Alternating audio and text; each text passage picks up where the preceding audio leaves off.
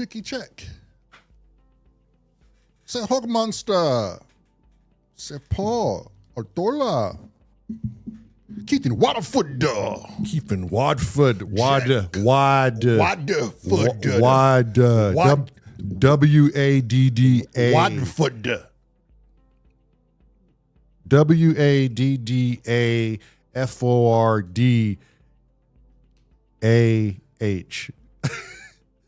Wadfoot. If you go to any Black Baptist church, that's exactly how they would pronounce your name. And it wouldn't be disrespectful to you. It's just that's the way they pronounce shit down there. Wadfot. Especially a Baptist church. Keith in Wadfot. With that type of reverend. And he always got to put the extra on it. He'll always give you that breath check. Yeah. Put that on you. He put that halitosis on. What a fat dot. Could you imagine that name being announced on The Price is Right? Oh, hell, well, not because, it depends on who you're going to have say the name. Now, are you going to have the Baptist preacher announcing people, or are you going to have the normal, the price is right? Yeah, you can't have Bob Barker. You can't have him. Yeah, Bob Barker was the host. Because he would just be like, Keithen Waterford. Yeah, he would pronounce it correctly. Mm-hmm. Keithen Watford. Come on down to The Price is Right. Yeah, you would definitely need somebody that has a little bit more charisma. Yeah. Style, flair. You get that black reverend. Keithen Waterford. Get your ass on down here and spin the wheel. Let's play the game, Keith. Now, what sounds more fun? That or come on down, Keith Waterford? I think The Price is Right would have been a different show if it was a person like Arsenio Hall or George Carlin would be a dope. Yeah, George Carlin. Carlin would have been a dope host for The Price is Right. I don't think it would last long. He would have ripped The Price is Right a new one.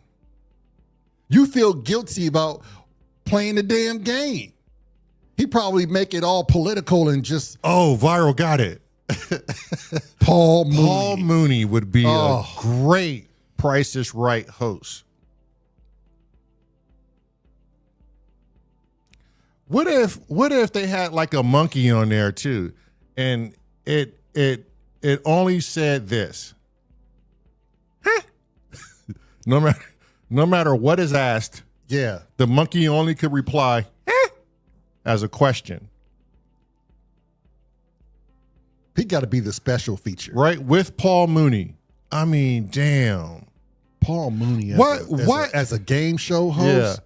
What were they so afraid of back in the 70s and the 80s? They weren't. Why were they afraid of having people of like high energy and crazy charisma? I see what you're saying. Yeah. You know? Yeah. And I ain't talking about, it doesn't have to be a black person or a white person or a Hispanic person or, I mean, anybody. Right. Why did it have to be so squared away? What are we doing? Yeah, could you imagine if Richard Pryor was like the host to Jeopardy? That shit would be amazing. I mean, how many more people would watch it? Who wouldn't watch? Who wouldn't watch it? If Chevy Chase was like the freaking host of, what is it? The Squares? Hollywood Squares. Some of you probably don't even know what that is, but.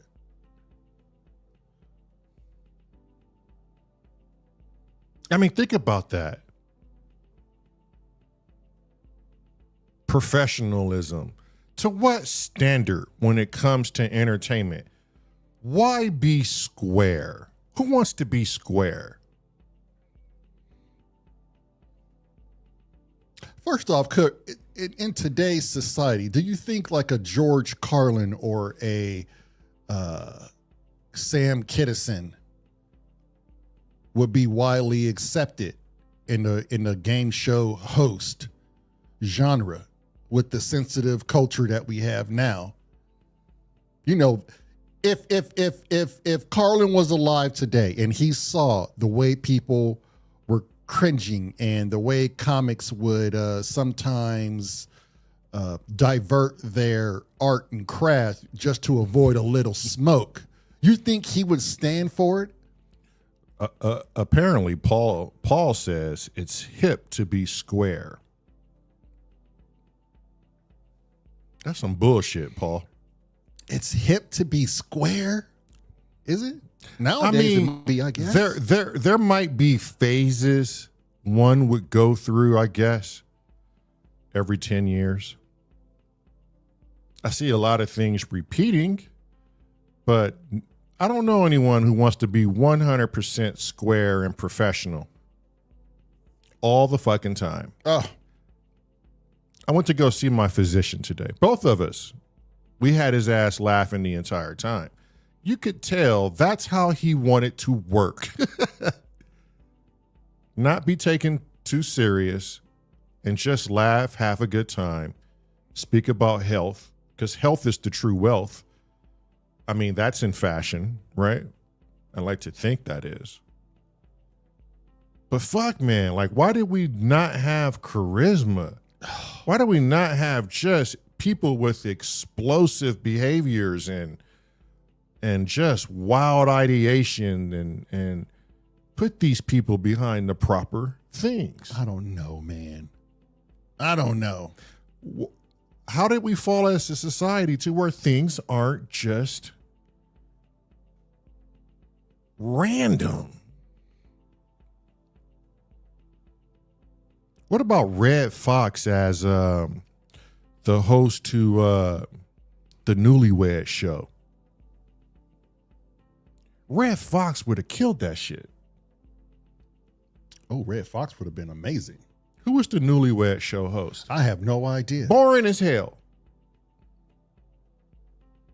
I know the old school Family Feud host waxed himself. I think he did a little bit of suicide. he did a little bit of suicide. Yeah. How bad must it have been to where it was like, yeah, just. Oh, Rabbit said, Bob Eubanks. Yeah. Now Paul said, yeah, they both said it. Eubanks. It's human resource fault. Yeah. Blame the hiring people. Red Fox would have been a great host for anything. Him and that iconic voice. Who remembers Red Fox on Sanford and Son? Lamont, you big dummy. Just happened to be Lamont. Right. And he just happened to be a big dummy. I'm coming, Esther. Was it Esther or Eloise? One of them. Eloise. Eloise, that's some typical old black woman's name. What's Tone talking about? Why is he getting facts? He hates human resources. Oh, no. I mean, HR is what pays you, though, you guys. I mean, HR might have fucked Tone over and we don't know about it. We don't know about it. There might be some trauma there. There might be some underlying trauma there, huh, Tone?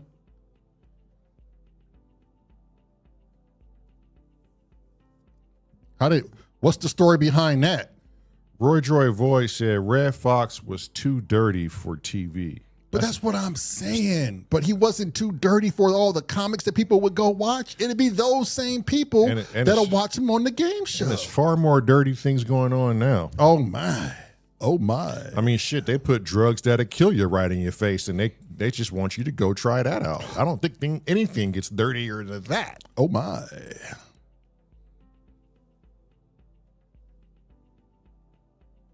Yeah, Red Fox would have been a great game show host. Let us ask you this. Do you have somebody in your family? Hear me out now. Do you have somebody in your family that you avoid like the plague? First cousin, second cousin, aunt, uncle. Shit, maybe even a brother or a niece, sister. brother or sister.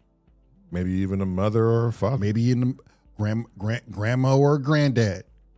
Is there that one person in the family that everybody knows about to be just a little too much and everybody avoids them? And hear me out here. We're supposed to be family. Damn. Blood is thicker than water, right? Isn't that what they say? Welcome in Roy Droy Void. Welcome in T-Sketch. Welcome in Paul, Tone Smith, Apollo Hanzo, Probes, everybody probes, Viral Beats,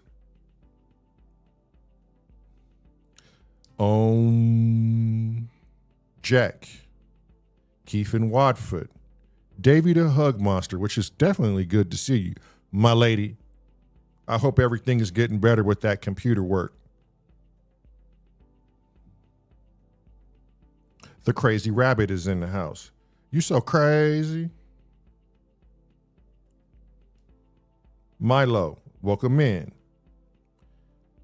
All right, and Tone Smith, if I didn't say that already. Tone Smith said, does my father-in-law, does your father-in-law count? Hell yeah, it's family. You married into it. You don't like that dude, huh, Tone?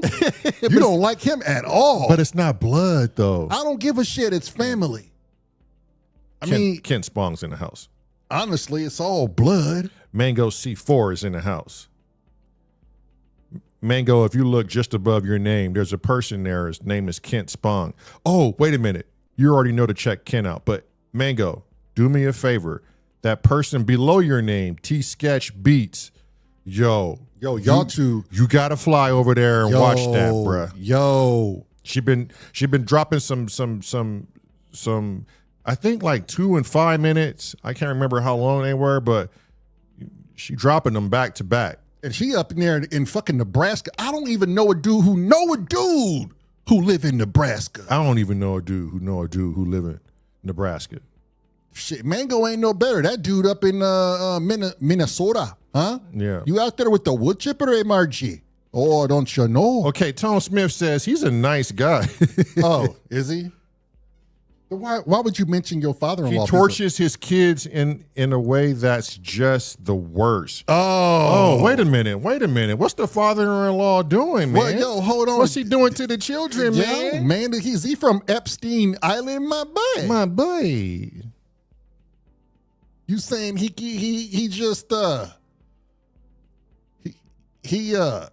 escaped from the Epstein Island? What's he doing to the children, Tone?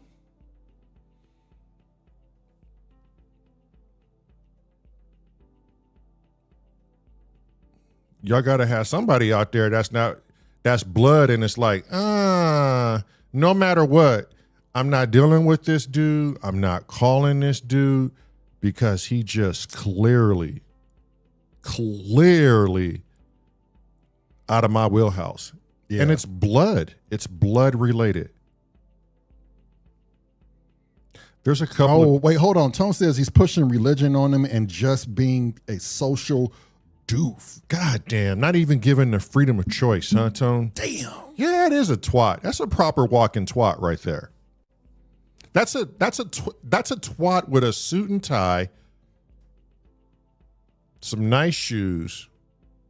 His late wife was social barrier, and none of us realized how much she was doing to save the rest of us. Oh, so she was the fucking human shield. She was deflecting all the incoming brainwashing beams. Damn, Tone, you might want to come in here and sit down and talk with some brothers. I mean, you need to sit here and talk with some brothers. You're going through some shit. That's some cult-like shit. The next thing that happens there is white robes and seances and candles and shit. Yeah, what's up, Georgie? I want to know how far that shit goes. Yeah. What you over there killing? Spiders and shit? It was a spider. It's fine. I killed his ass. It's fine. I mean, forgive me, Buddha. I just killed a little bald-headed black brother. A living entity, but it looked like it was going to cause me some harm. Okay. Who else got some people they want to stay away from and they blood related? I know y'all got some. Look, if they watching this show, oh well. Call them out. Hold on now. T-Sketch Beast just said, I just had to let family go from my restaurants. Thought they didn't have to do their job. You see? Just because they're related to my spouse. God damn it. Okay, T-Sketch, are these black people in your family? Are they white people in your family? Yeah, we're going to go there with the race because it's fine. We're all safe here. We're safe here. We can have freedom of speech here. Don't you hate that shit? Until they shut us down. Don't you hate that shit when your family, you try to reach out and you try to put a little money in your family's pocket, you employ them. Give us some details. Make it a family business, and these motherfuckers be like, yo, I'm family. I ain't got to work that hard. I ain't trying to do I ain't shit. trying to do a goddamn thing. Look, what I am trying to do is clock in this bitch. And get as much money as I can by doing a goddamn thing. You don't know what my last name was? It's not doing the goddamn thing. And they always probably put shit in past tense and shit. What your name was? Instead of going into it thinking like, oh, shit, this is a family business. We need to make sure this thing thrives. And we need to build this motherfucker to the top. Let's franchise this. Yeah, let's we gotta get going. Work hard. We gotta get up hustle at 4:30 in the morning. I ain't trying to go home till 9 o'clock at night and grind and make sure this family. And if I grind hard enough, maybe they'll give me a restaurant to run my damn self. Let's go, family. Wrong. You ain't getting that. Not today. Okay, she put something. Her spouse is Native American. Privilege already. That's privileged. They privileged. This was the Caucasian side.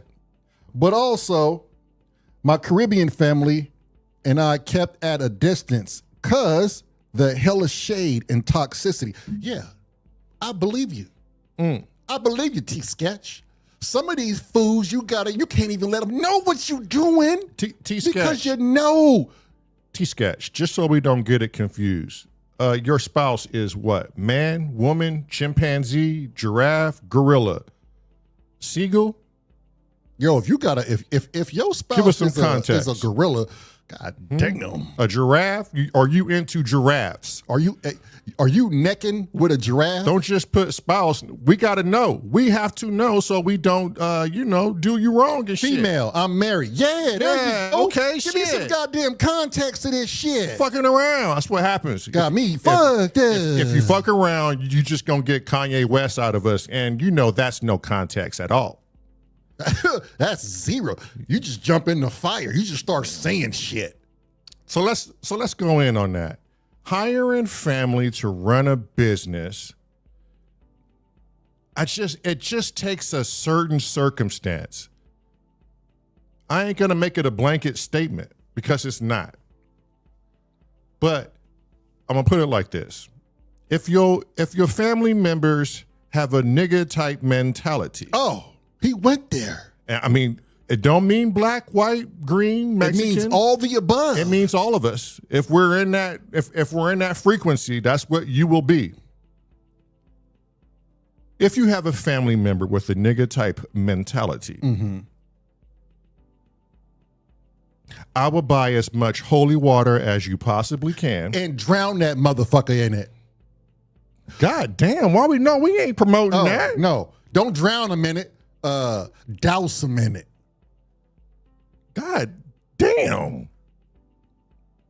Douse that motherfucker right in it. Stay clear. Put it in a 2,000 super soaker and drench that dude. Damn. You going all out. Yeah, it's not good for your business. And everybody, you do well to remember that. Zero accountability. That's right. Zero accountability. If they would do that to your business that you hired them for, what are they doing behind your back? Huh? And sometimes family could just be, oh man, think about this. We know a guy and his name is Jared, right? And he lives in California. And he's a gay man. Not that that even fucking matters, but he spent a lot of his time in the closet because his family wouldn't understand. I remember that. That was a podcast we had about 2 years ago. Check that podcast out. See how somebody could live their whole life in the closet because they was afraid that they family, and they wouldn't. He was right. They would disown you. But we called them family. Trip out on that. But I can get on the boob tube, go punch in a few hours, and in my chat, these people know me more than my damn family. And ain't none of them judging. And they're not even really my family. What you think about that? If we all have blood running through us, does that mean we're not all related? If I'm looking at Earth as a whole, you got to be a blind motherfucker to not see that all these dudes are related. Okay. I was just curious. No, you good. Double check. Discount your double check. Yeah. Yeah, I was curious on that. They done talked us into we're not even family anymore. Bam. We're not even a one society. That's some cold-blooded shit. What's the worst thing a family member has done to you? T-Sketch gave us one. I mean, they just don't work. God, dog, I feel bad for you. Yeah, that's right. They just got to learn their lesson. Can't feel bad for them. They got to learn the lesson. We all learn a lesson. This woman has restaurants. Yeah. Plural. That's right. We said it at the same goddamn time. We twins, we can get away with it. Paul says it's 6 degrees of separation. 6 degrees? I thought it was 7 degrees. It might be 7 degrees of separation. I don't know, but I'm going to trust Monkey Brains. Yeah, Monkey Brains has never steered us wrong, unless he steered us wrong.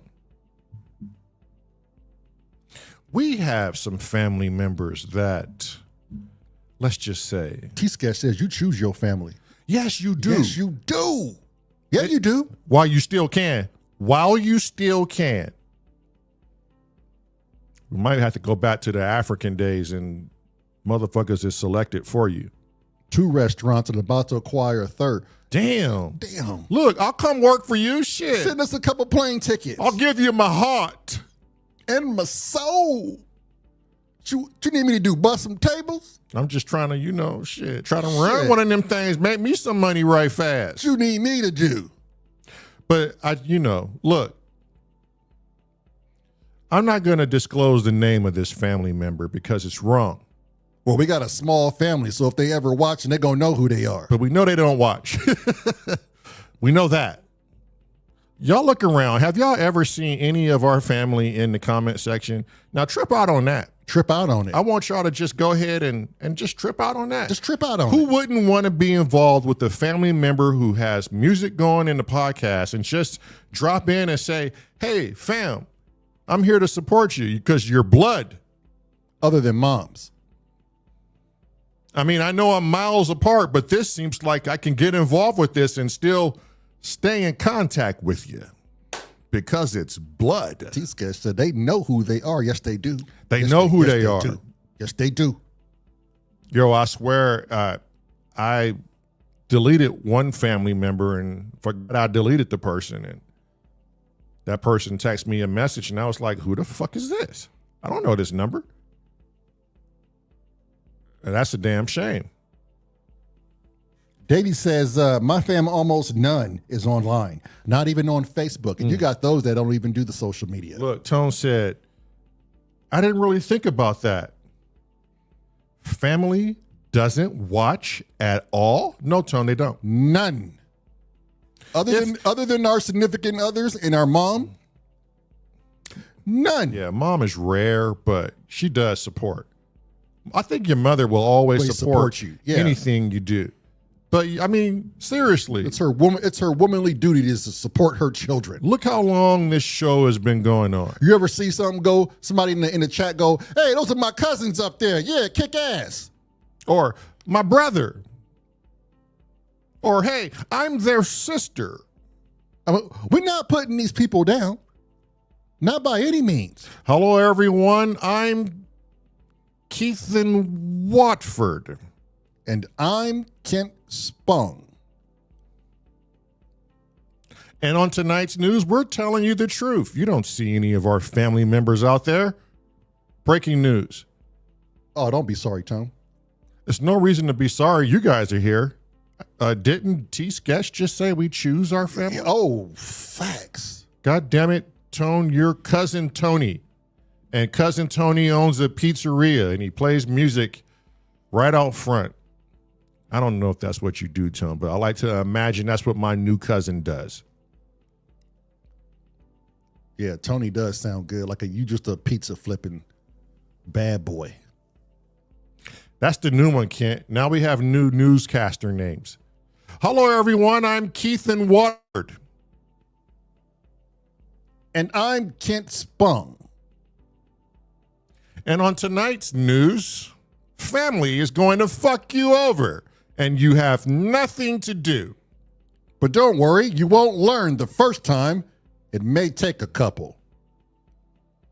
Take it away, T-Sketch. And out there on the streets, our affiliate reporter, T-Sketch, is going to give you the rundown, the play-by-play. Take it away, Sketch. The type of shit we talking about, y'all. Who's got the balls to confront that person like straight up and be like, everybody in the family has an issue with you. What you're doing is it's just not cool beans. Okay, so now check this out. Why would my stepdaughter Seraphine just come into the chat? Were her ears burning? Or was she lurking? And then felt compelled? Or was her mother? Her mother. Or was her mother watching and she said, the plot thickens. Go get on that podcast right now and support your fucking family. you get out there and you do it, Seraphine. Coercing the people. I don't know, T-Sketch. I don't know if they'd be lurking or is this shit a setup? And I mean, I'm not going to sit here and pretend like, it doesn't hurt my feelings sometimes when your own blood can't even show up and represent and tell you, you guys are doing something special. No one is doing in the family right now. No one. What are you guys? Way to go, kid. Your music sounds great. You come from the ghetto. You used to gangbang. You did horrible things to people as teenagers, but you guys found your way out of it.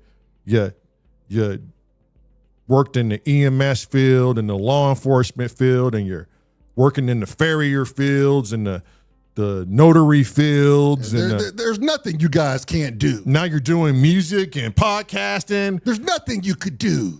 I mean, I wouldn't believe it, but man, this is a beautiful thing. And I'm proud of you. And I'm proud of you kids. We ain't getting that shit. Cousins. We ain't getting that. Knock it off. Who wouldn't want that? Let's be honest here.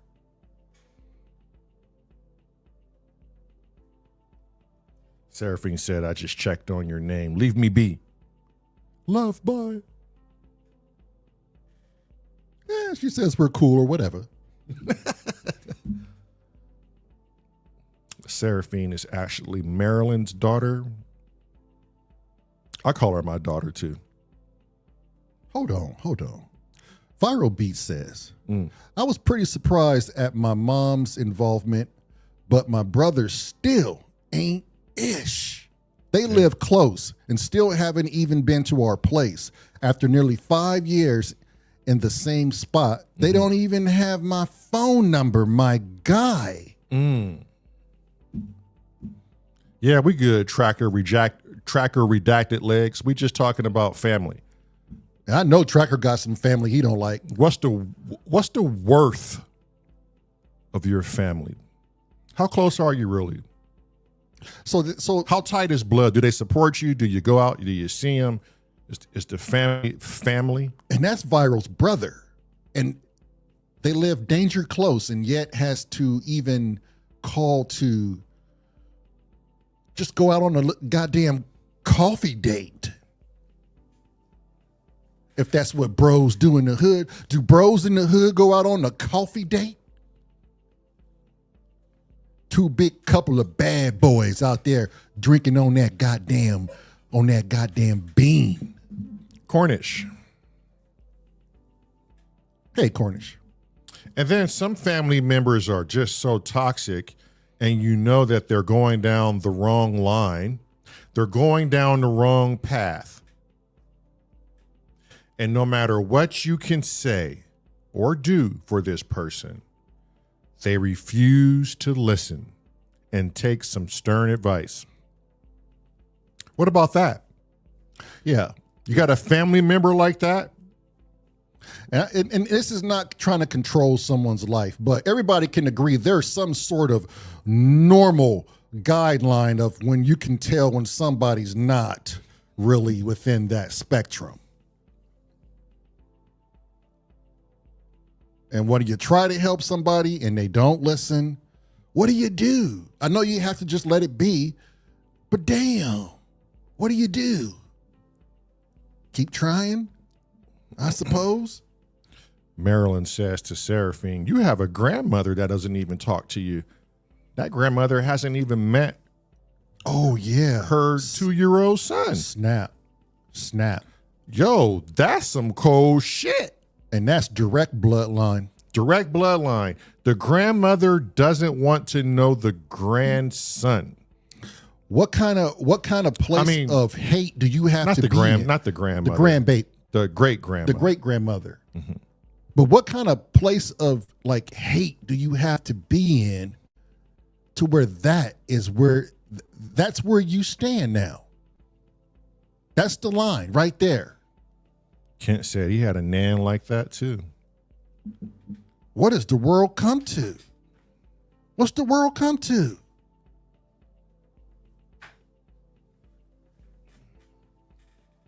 Every now and then I gotta check. Yeah, I hear you. T-Sketch says, we can't interfere with anyone's journey. It's personal. It's up to the person to make the choice to change. And I'm a firm believer in that. But but Sketch, hear me out. Don't you feel like there's some part of you that we naturally want to give someone some good advice, right? Because you don't want to see that person fail because you love them, right? And when you love somebody, you tell them things that maybe they're not looking at. Or maybe they can't see an angle, because sometimes our words can change people. I believe that. See, I was told that humans, when you're a product of your environment, that you don't get a choice, that you are then just subject to be a product of your environment. But then I call bullshit because I look at my brother and I see wrong. I look at T-Sketch and Viral Beats, and I say, wrong. If your mother and father, or in the black community, and statistically, if your mother was on Section 8 raising 3 kids, and she was lazy and didn't want to get a job, and she was just good with collecting government assistance, that does not mean you're going to end up the same way. You could. Or you could say, nah, this is not for me. I'm going to keep my ass in school, make the best of it, get out and be successful. I don't think anyone is ever in a position where they cannot change. You may need some help doing it. But I do believe people can change. But people can change. Yeah. Viral Beat says, that's the crazy part. We are honorable, decent people. It wasn't when we were homeless that they really turned their backs on us. So in the time of need, it's just when it all fails, right? Because in their minds, probably, I'm just thinking, oh, that's going to mean they're going to come looking for money of something I don't have to give them. So how best to avoid the situation is avoid them. To go homeless. The times where you really depend on your family, when you really need them. Kent says he's closer to the people in chat than his own fucking family. I concur. I concur, sir. And that is true too, Seraphine. Most people just don't want to change because they are so convinced that this version of them is the best. And I call that witchcraft. If you look at social media, all of your family and your friends we're all on social media. Let's not pretend that we're not. Social media is the new Hollywood. Social media is going to tell you what's acceptable and what's not acceptable. Ooh. Social media is going to show you how you should look, what you should say, how you should go on a date. What's the latest trends? What's the latest vernacular? How you should behave around certain people. Which God to follow? Which political agenda you should follow. And then not only does it do that, it shows you who you should not be. Don't look like yourself. Don't put on any makeup. You're not going to get anywhere. Viral said they never ask him for anything either. That's the strange part, right? Hey, I'm at my perceivable lowest in life, okay? And I'm not going to ask you for anything. Even when you do need the help. That's wild. Tone Smith, you have to realize you are a variable that is 1 in a million.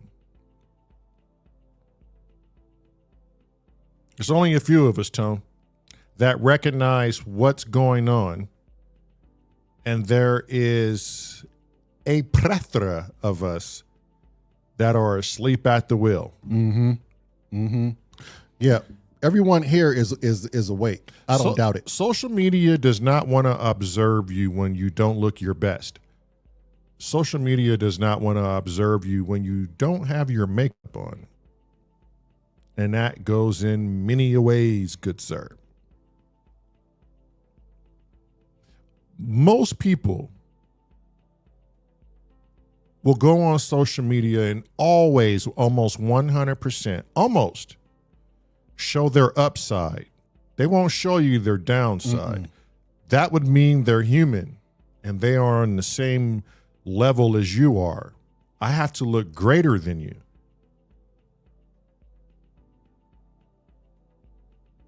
So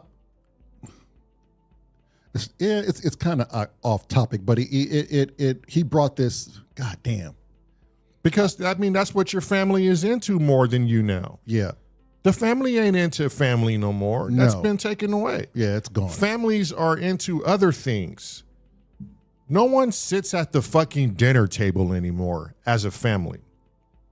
And if they do, their faces in their phones. Oh, you can see that at a restaurant. It's not a blanket statement. I'm not, but I do believe it is majority of the people. Can we point our fingers to social media as to why family is a disconnect? Has there always been through every lineage some sort of disconnect, even before technology? But has it gotten worse because of technology? Now, there's so many goddamn questions. Now, when we were kids, and this is back in the 80s, and I don't know if it was just, it could date back further, right? But I remember, and we didn't have the best of living situations, but we ate at the kitchen table as a family. Mom would make dinner, we'd all sit down and eat, and then sometimes we would take dinner trays into the living room, watch TV while you ate. Sometimes Mom and Dad went and watched TV because there wasn't enough room at the kitchen table for all the kids. Yeah, but we still have dinners. But you still had dinner together. We do it still. Yeah. We do it. We do it more often than we don't. Well, no. I take that back. Yeah. But we still do it. When we have big gatherings, but, you know. And every now and then the wife and I will even go, when you're there too. We'll sit at the table. Yeah. Yeah, when the kids stop by, we sit at the table and eat together.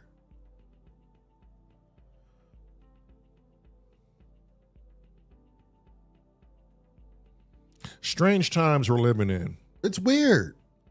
And I don't know why we came on this subject today. You know how we shoot off the goddamn hip, but family was like, the universe said, we got to talk about it. Obviously, T-Sketch is going through some shit right now. We got Tone Smith over there. Father-in-law is just the unrelenting. A dirt bag. I don't know the person. I'm not going to call him a dirt. He's a dirt bag. Pushing agendas on people. Why would anybody want to push their agenda on people and then call you a moron because you don't believe in it? Maybe our family has different agendas, and that's why we don't hang out anymore. Yeah. Maybe it's not social media. Who was thinking? Psst. Tone Smith says, me and the wife joke with our friends at dinner. We say, now let's sit down at the table like good goddamn family and make everyone laugh. I wonder if he says it like that. Probably does. Yeah, Sketch is saying put the fucking phones down. Why? Put them down. Okay, but look, y'all can't put your phones away because you won't be able to watch the show or your laptops. Use your laptops. Yeah, if you eating dinner right now, motherfucker, make a table for us and put the computer right there. Let us talk. Let us converse. Sketch says she dying for a great conversation, something with substance and depth. She's tired of this shallow, meaningless bullshit that most people have to talk about. Soulless. Their souls are in their phone.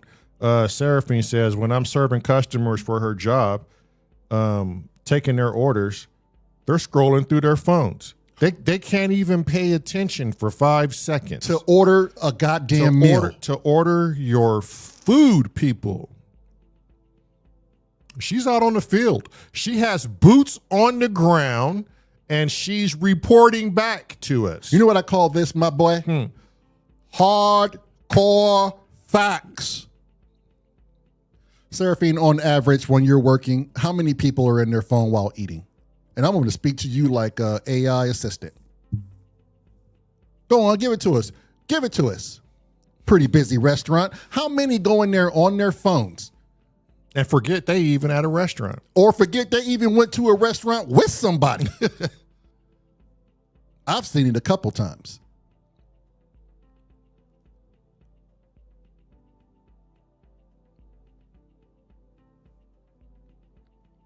It's wild.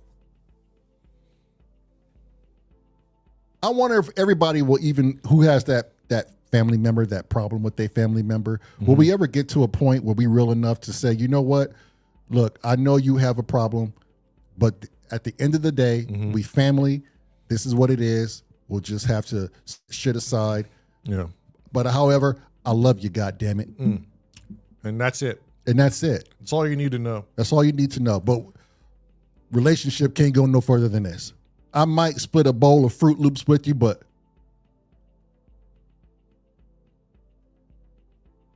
you might make that annoying too, goddammit.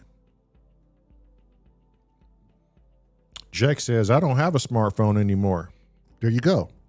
Jack's a Renaissance man. Yo, I mean, I don't know what that feels like, Jack. I really don't.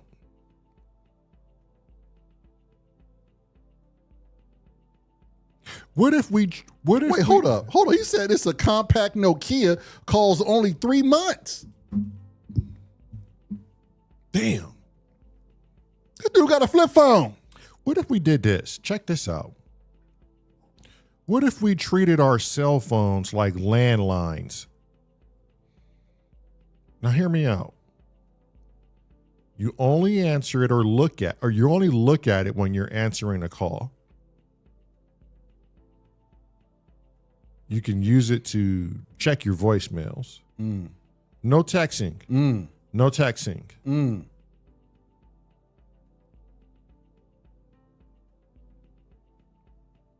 You go to work. Maybe you have a cell phone burner in the car just in case you get a flat tire or something, or you use it for an emergency.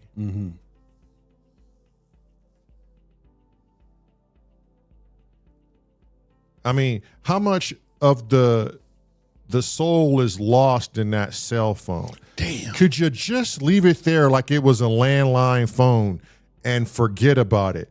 Go about your day. Someone call you, you pick up the phone. You want to call somebody, you pick up the phone. Other than that, It's a wrap. it's a wrap. Can you do that? Would you want to do that? I think a lot of people would be afraid to, one, think they're missing out on something. Two, who's ever going to call me? Yo, that's a test of the phone book. Who do you think would even call you?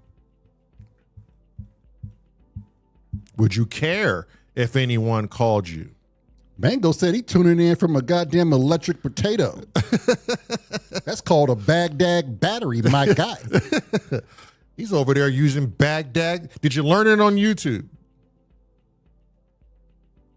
It's a scary thing when you could put yourself in a situation where you leave that phone behind. You ever leave your phone behind and go, oh man, I left my phone behind, but could still handle your business throughout the day? Somebody said some of us have to use it for business. Yeah. Just got to be well disciplined. Yeah. Use it for your business, but you know what we talking about. Yeah, T-Sketch said that. You know what we talking about. Constantly in that bad puppy. You know it's bad when you developing a lump on the back of your neck.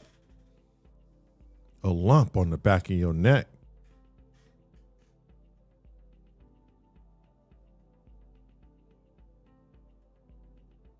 So Davey says she has a smartphone, but use it not as it's supposed to be used. So I'm thinking she don't even go there and mess with apps or games or anything. I don't know. Maybe that suggests you just don't even care. You got a phone and you rarely on it. You rarely use it. I'm gonna say I think maybe Mango C4 is probably the youngest in the chat. And if he's saying it's good to reset and unplug, what does that look like for you though, Mango? I would believe like Cornish probably unplugs and goes straight to the fucking beach. Goes and surfs. He works out, goes to the beach, and goes finding himself. Can't get that in the phone.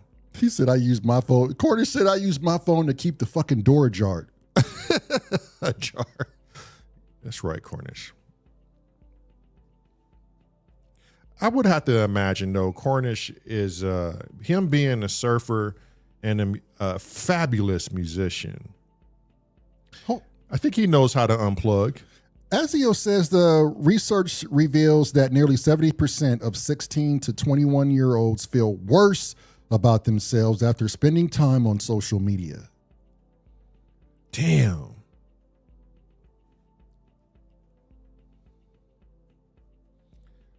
Yeah, Mango said time in nature, exercise, time with friends, family, and read a motherfucking Damn. book. Exercise your imagination.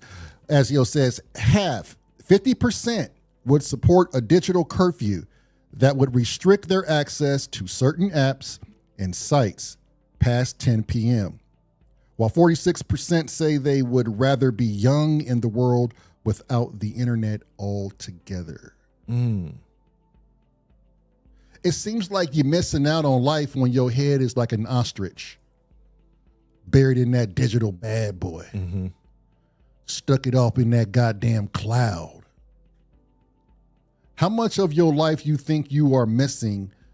How much of your life do you spend in the phone versus in actual reality? Is it 50-50? 60-40? Paul said his generation was watching TV day and night, not even cell phones. Yeah, you got off of work, you hurried up to make it home to watch your favorite show.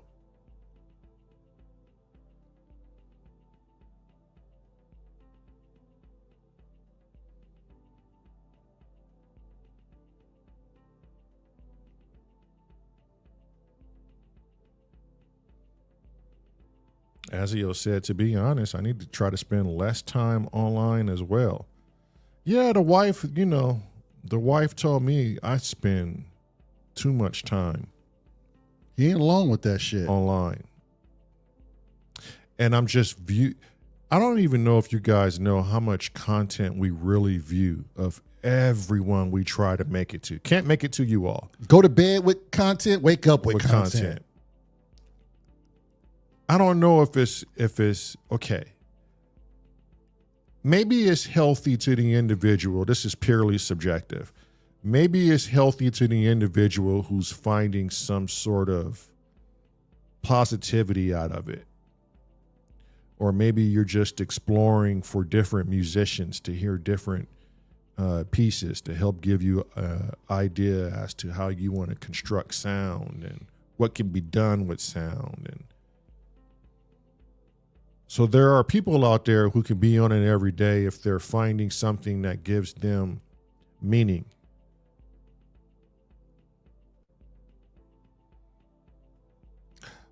I always go back to, here's the thing for me, and I know I should be off of it, but I always go back to, I feel like I just got to support people.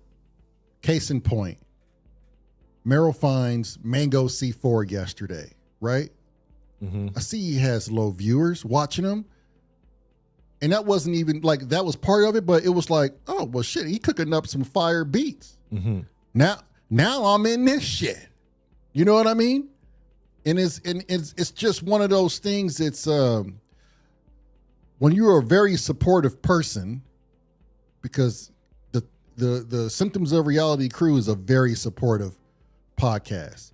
Mm-hmm. It sometimes it feels like a job, right? A self-gratifying job that I choose to do. But at the same time, I need to have some sort of some sort of balance with the damn thing. Mm-hmm. It's got to be balance in everything. Roy Joy Voice says, we've extended our lives through technology. On the other hand, I know you because of the internet, which is true.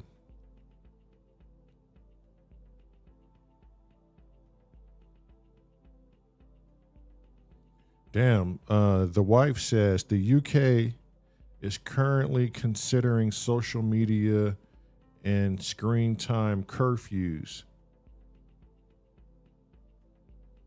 for under 16, limiting social media use after 10 p.m.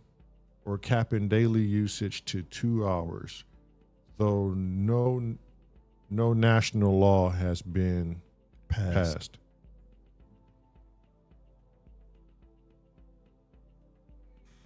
Oh, Australia is banning shit too.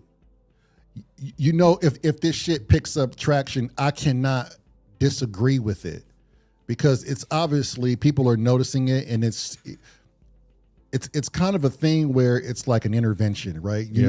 China has a curfew too. Yeah, at some point you got to live a little bit of your life and just just enjoy your life. Like it's not everything, but look how hard it's going to be. We got AI getting ready to start running everything. We're kind of like in this spiral right now.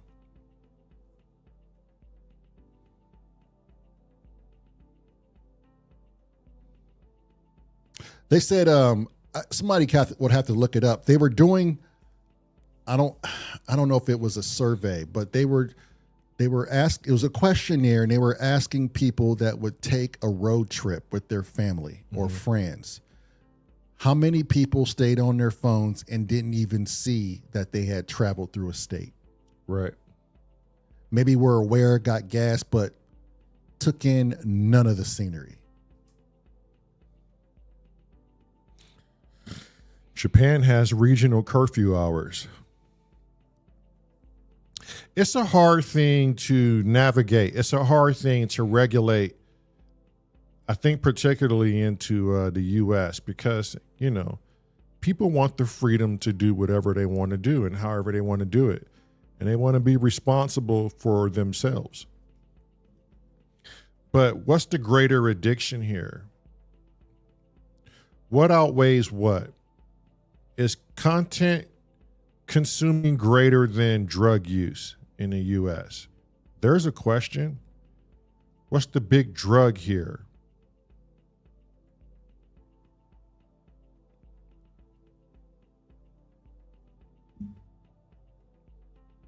Yeah, that's crazy. That's wild. What is the big drug here? Is content the biggest drug? Is it the biggest addiction? Or is it just drug use and the shit they sell you on TV? Barfamol and Arbitol and shit for all and sugar. And there's a lot of older people, though, that I've met, especially on the nature trail. Older gentleman. He only has his cell phone to call his wife and a few friends. And he uses it for like GPS and stuff like that. That's what he told me. I don't even know how to operate this damn thing. Mm-hmm. And I thought, man, so this person is truly living the way he grew up. Nothing about him has changed. And I thought, well, we had the same kind of childhood in the 80s. We didn't have all this shit. Mm-hmm. And I can't even tell you what it was like to be cell phoneless. Like, I don't even remember what the experience was like. I can think back on it and go, yeah, we used to do that. Mm-hmm. But I don't remember the way I felt. Like, there was like no anxiety. There was no pressure to take something with you. But we were younger, and our mind state was different too. We weren't super mature. We didn't have enough knowledge as to how the world went. So that was probably another factor too. That's a huge factor. But still. But you're right. I remember having more patience. I remember having more trust in my fellowship. That's the one thing I do remember is the trust. It's the trust and patience that when you got off work, you would check your answering machine, and that was good. Or sometimes you would stay home until somebody called you because you knew somebody was going to call you. And they would have to wait for that reply. Yeah. They would have to. Now, you might have called 2 days later. They still waited. They didn't care. Right. They didn't think, oh, this motherfucker doesn't like me. How come you don't pick the phone up right when I call you? You ever get that feeling on your cell phone? When people call you, you don't want to answer it because I don't know, you're busy. You're doing something. You can't answer it right now. But then the person on the other line immediately will go and think, the fuck are you doing? Why didn't you answer why did you just blow me off? Ugh. Because the patience isn't there anymore. And you're quick fast to want to come up to with, it can only mean that this person doesn't want to talk to me right now.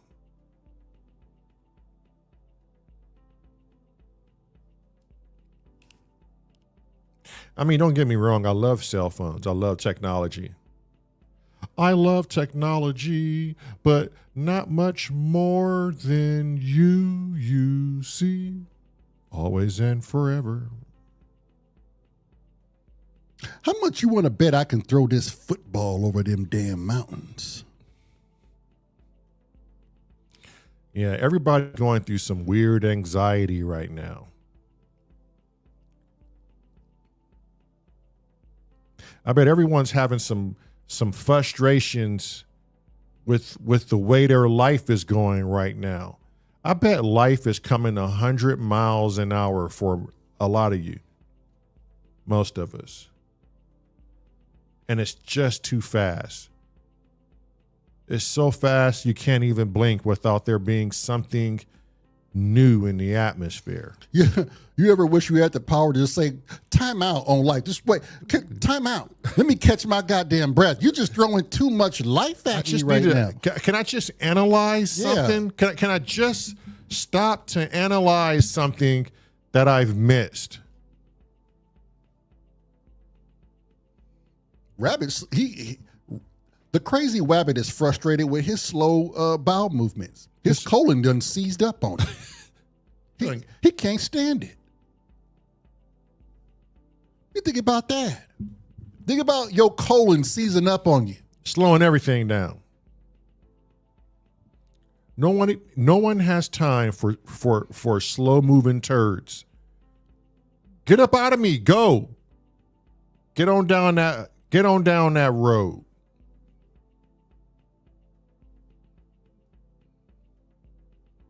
Whatever you do, don't push. Don't struggle. Let that bad boy pass on its own. Yeah, Wagyu's right. There was good and bad aspects of not everyone being on social media. Samurai says, all gas, no brakes. Life is all gas, no brakes.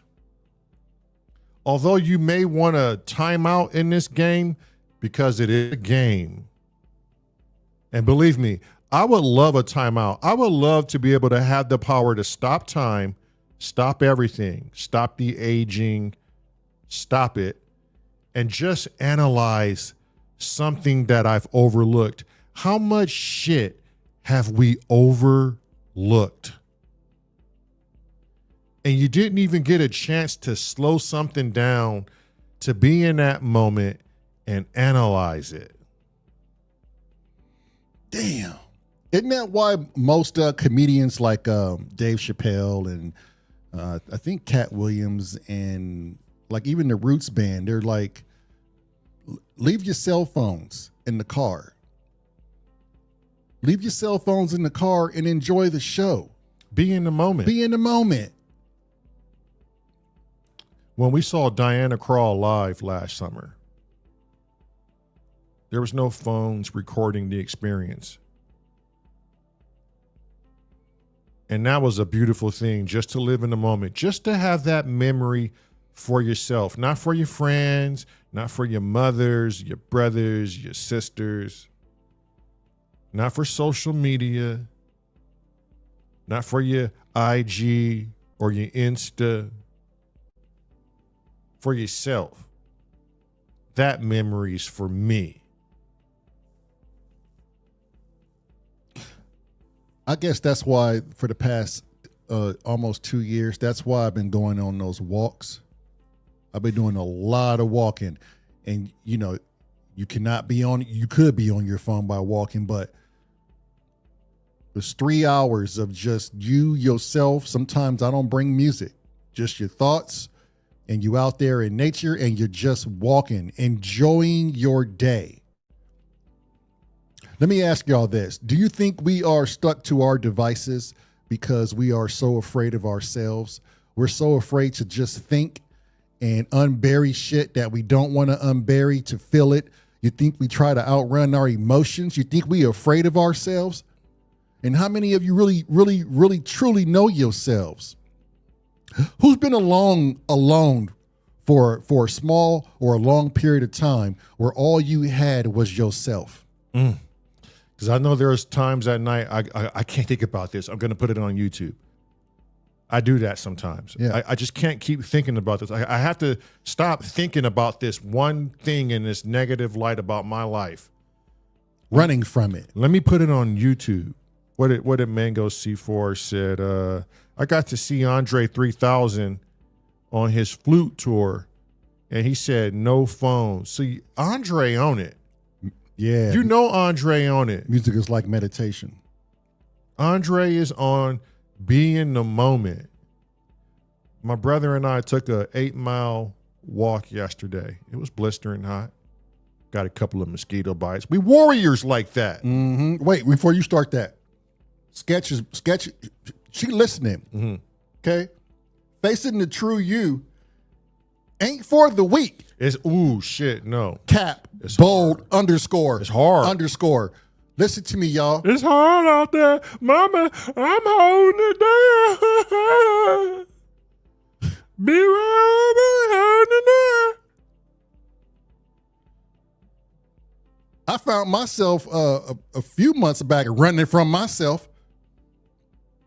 That shit's hard to look at yourself. And you can't outrun it. You can't outrun yourself. You can suppress that shit all you want. You can spend your whole life doing that.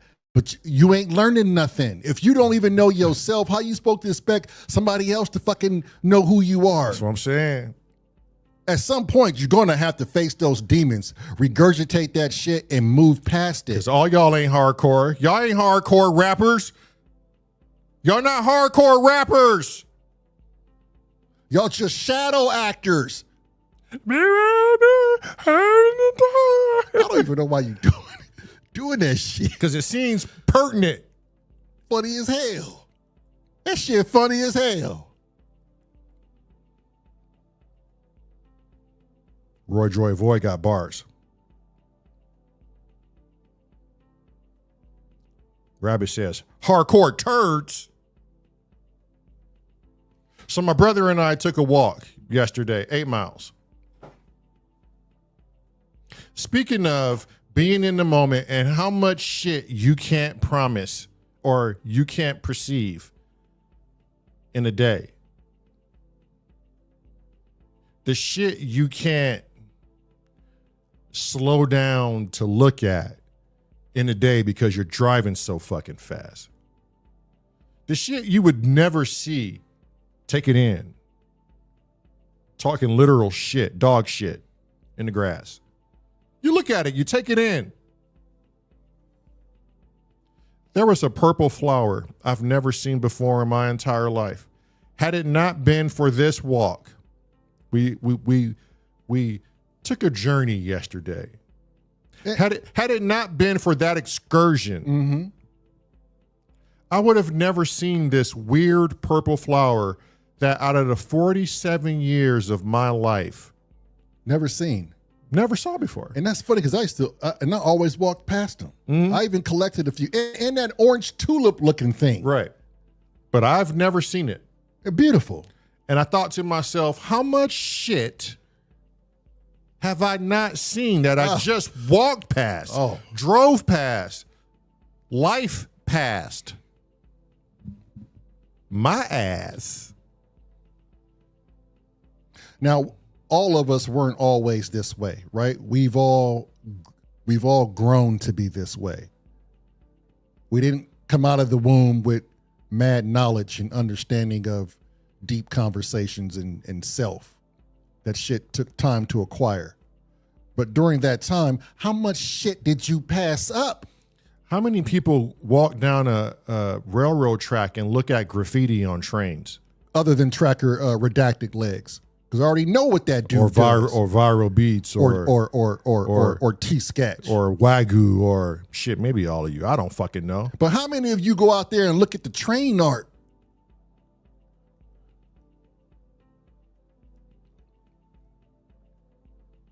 That is one of the most profound art shows you can ever go to. It's the urban people telling you how they view life. If you know how to read art, if you go in a fucking foo-foo la-la boujou baja damn art facility where it's nothing but people with fucking... They call that an art museum, my boy. Bananas in their ass. Yeah. Art galleries. There you go. Art gallery. And people got bananas in their... Hoarding the bananas from the Monkey Islanders. And they sticking them up their ass and calling it art. Now, how we gonna eat that?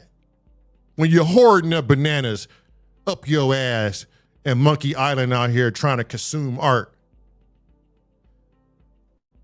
Cornucopia of goddamn ass bananas. That sounds bananas. If you go to a train track or a park that accepts this art and realizes murals and the real graffiti, not that stupid shit you see gangbangers and that's not art. That's just niggas lost in the streets. That's where you get whack rappers. And can't I think if you go to Germany, Tracker or Wagyu, correct me if I'm wrong. I think they have graffiti and art there, right? They have Wall art. Tracker Jack showed me an entire wall. Yeah, maybe not train art, but they got wall art. I'm sure that wall must have been like a mile long. Yeah, I don't know, Tracker. If you're still here, rectify the situation. And it was amazing. I would have taken a picture of all of it. Oh, Mango said he's seen art in there, and in Germany. And then Eternian says, from here on out, I'm gonna make a conscious effort to leave my motherfucking phone behind. Over there evaluating his shit. Oh, he said the Berlin Wall is covered in graffiti. I would expect the Berlin Wall to be is covered in graffiti. Yeah.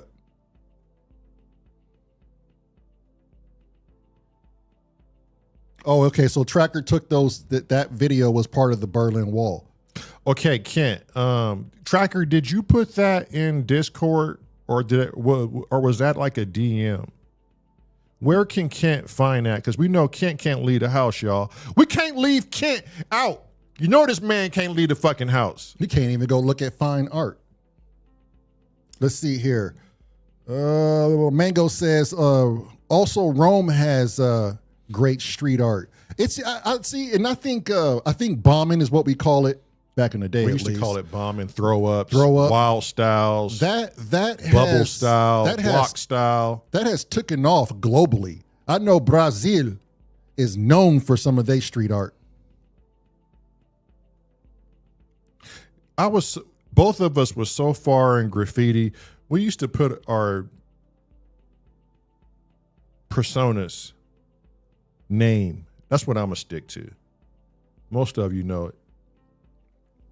But I used to put Trusto on how low my name is stickers and slap them bitches everywhere. I just used to throw Moser everywhere. You know how many different spray tips you need to have for different styles you want to do? You got one tip that can literally disperse a can in seconds. One can that we call pencil tip. These are tips. Cats. These are tips, not cans. We prefer to use Montanas. That's the spray can of choice. Krylon back then was great too. But Montanas have all your pastel colors. Fat tips, pencil tips. Georgie says, I used to see train art every day in the Bronx. Shout out to the Bronx. I live not too far from the train depot where they featured in Beach Street. You Damn. Motherfucker, George. George is out there in it.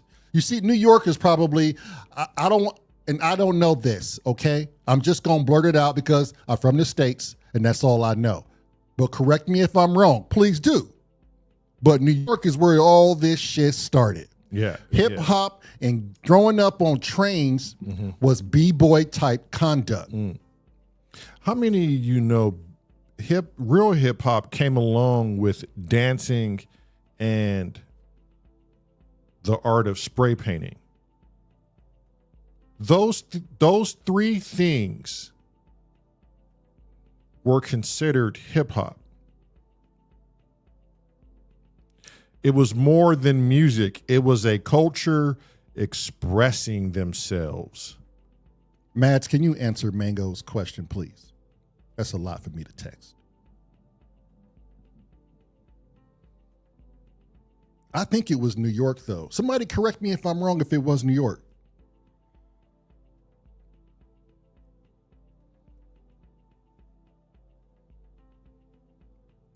Mango said he thought it was 4 elements. Well, let's see. It's the a music, culture. the music portion, the MC, the lyricist,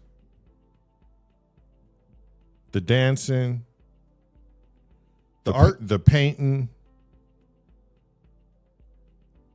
Somebody throw the 4 out. Don't have us sitting over here guessing. The DJ and the MC. B-boying, beatboxing, graffiti, and DJ MC. Oh, beatboxing. That's right. 5. And T-Sketch said 1,000% that shit was fucking from New York. Goddamn, Viral came in quick and was like, this is what it is. Like, y'all stop this bullshit. Y'all knock it off. Y'all should know this shit. But you rarely see those elements anymore. You don't see those elements anymore. I mean, you do, but they ain't widely publicized. To me, that's real hip hop. When you see all those elements, I mean, be honest, when's the last time anybody's seen all those elements at once?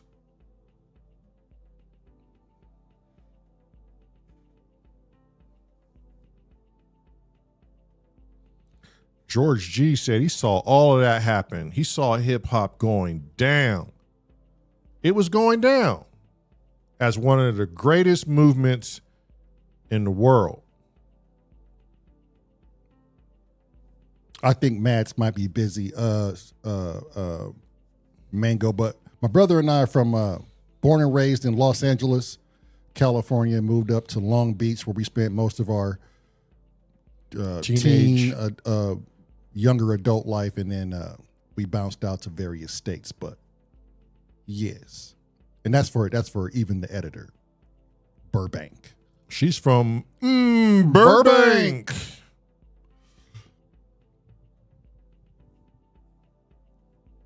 Yeah, so much has changed, people. I think we're now old complaining geezers.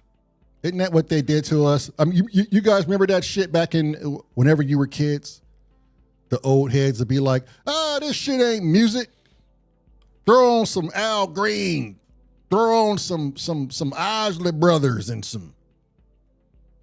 I think what's really happening, if I'm being honest, people, Monkey Islanders out there, I think my brother and I are now old geezers. And we're just in the complaining phase. On the good old days. On the good old. Let's talk about the good old days. Let's talk about the good old days. Let's talk about them. Some of y'all hip hop heads know that reference. Maybe that's going to be an on-occurring thing. Back in my days, we had cell phones. Yeah, I knew Sketch would get it. Sketch would get it. Now all you fucking kids are cell phones. Yeah. Back in my. Now you're walking fucking cell phones. cyborgs. Wabbit said, I'm tired of fucking complaining. It's a waste of time. You right, Wabbit. Sorry, we right now we having a geriatric moment. Yeah, we like all thought medication. You're like Ahmad Lewis. Is it Ahmad Lewis? Ahmad Lewis. Ahmad Lewis. Back in the day. When I was young. I ain't a kid anymore. But some days. I sit and wish I was the kid again.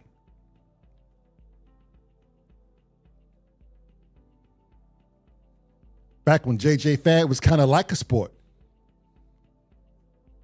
You know, where they was wearing biker shorts and dudes, they had on Nike suits. And Pumas with the fat laces. Because it was either that or... The K-Swiss. Kent said... What did Kent say? The goddamn chat. Y'all slow the fuck down. I got him. Back in my day, you hit trees with a stick. Damn. And said, take that. Take your own medicine, tree. I imagine Kent doing that, though, with Kent's voice. Fucking tree, you're going to die, sir. Right? How dare you drop down your own portion? On guard, sir. So I may beat you with it. I'm beating you with yourself, sir. This is your captain speaking. And I'm having fun.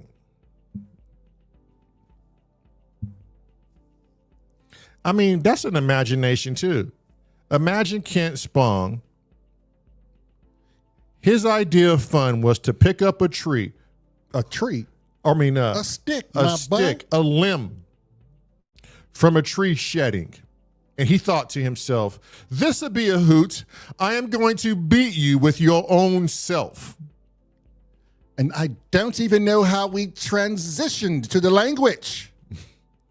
But every time you hear a Kent Spong, you do it. You have to go with it, oh boy. I feel like Ichabod Crane. None other. Yeah, Kent had a scary imagination. What was this? Grass racing? What? Grass racing in the storm culvert. Oh, that's right. You used to get a blade of grass and you both would go side by side, drop your grass and see whose goes to the gutter first. We used leaves though. Oh, yeah. Leaf racing. Yeah. I remember that. Why was that so much fun? You drop them at the same time. Who's going to get to the gutter first? Yeah. Yeah, Azio's got a good question there, Kent. What was it called? Sticks? You would go out and play sticks. Yeah, that was fucking fun. Oh, what about jacks, though? What about jacks? You had the bouncy ass ball. Sometimes you was just fascinated and captivated by how fucking high that goddamn ball could bounce. Yeah. Fuck some jacks. You was playing with the ball more than the jacks. Yeah, if I'm to be honest. Yeah, dodgeball was the shit too. Although I'm gonna be honest, I was a bad kid growing up, and I used to light people's faces up intentionally. And particularly, it was the girls that never would give me the time of day. I know, I was a bad kid, but I lit their ass up anyways. Take that. That's what you get when you turn me down. Damn. You get a dodgeball straight to the face. Damn, he took it personal. And it's disguised because we're playing a game and no one's never gonna know it was intentionally. Oops, the ball slipped from my hand a little too early. Take that, bitch. Yeah. Damn. Next time you're gonna give me your number, huh? Got me hiccuping and burping on that one, my back. Did I ever tell y'all we grew up with a pimp as an uncle? Damn, this shit just turned for the all kinds of sorts of corners. Should I tell you we grew up with a pimp as an uncle? You may think I'm lying, but good sir. Our uncle, we won't give any names, okay? He's famous. We'll just say he's our uncle. And he's famous. He would have a stable of bitches. I think that's what a pimp would call them. A stable of bitches. And he had this one. Of bitches. Yeah. He had this one particular trick. Wait, are they called tricks or is the trick is the person that's strawberries getting the hoe? Strawberries. Yeah, it sounds tastier and fruitier. Anyways, one of his bitches. Mm-hmm. We'll just say it. We'll just say it like that. It was raining outside one particular day. Mm-hmm. And she says, Daddy, I can't go to work today. And he says, well, why not? She says, because it's raining outside. And what does my pimp of an uncle say back? Well, you better get out. No, she says, it's raining outside. I need an umbrella. I need you to buy me an umbrella. And he says, an umbrella, you say? So he says, I tell you what. How about you get your ass out there and you dodge them motherfucking raindrops and go make my money with a swift kick in her ass? I don't know how we got from playing things as, when we were kids. That's crazy. To uncles being pimps. But it's crazy. It's crazy. This is how things happen. I apologize now. We moving on the fly. And if you really want to know this, dude, if you go back to the media of it all, you go back to the Scrolodex of the medias.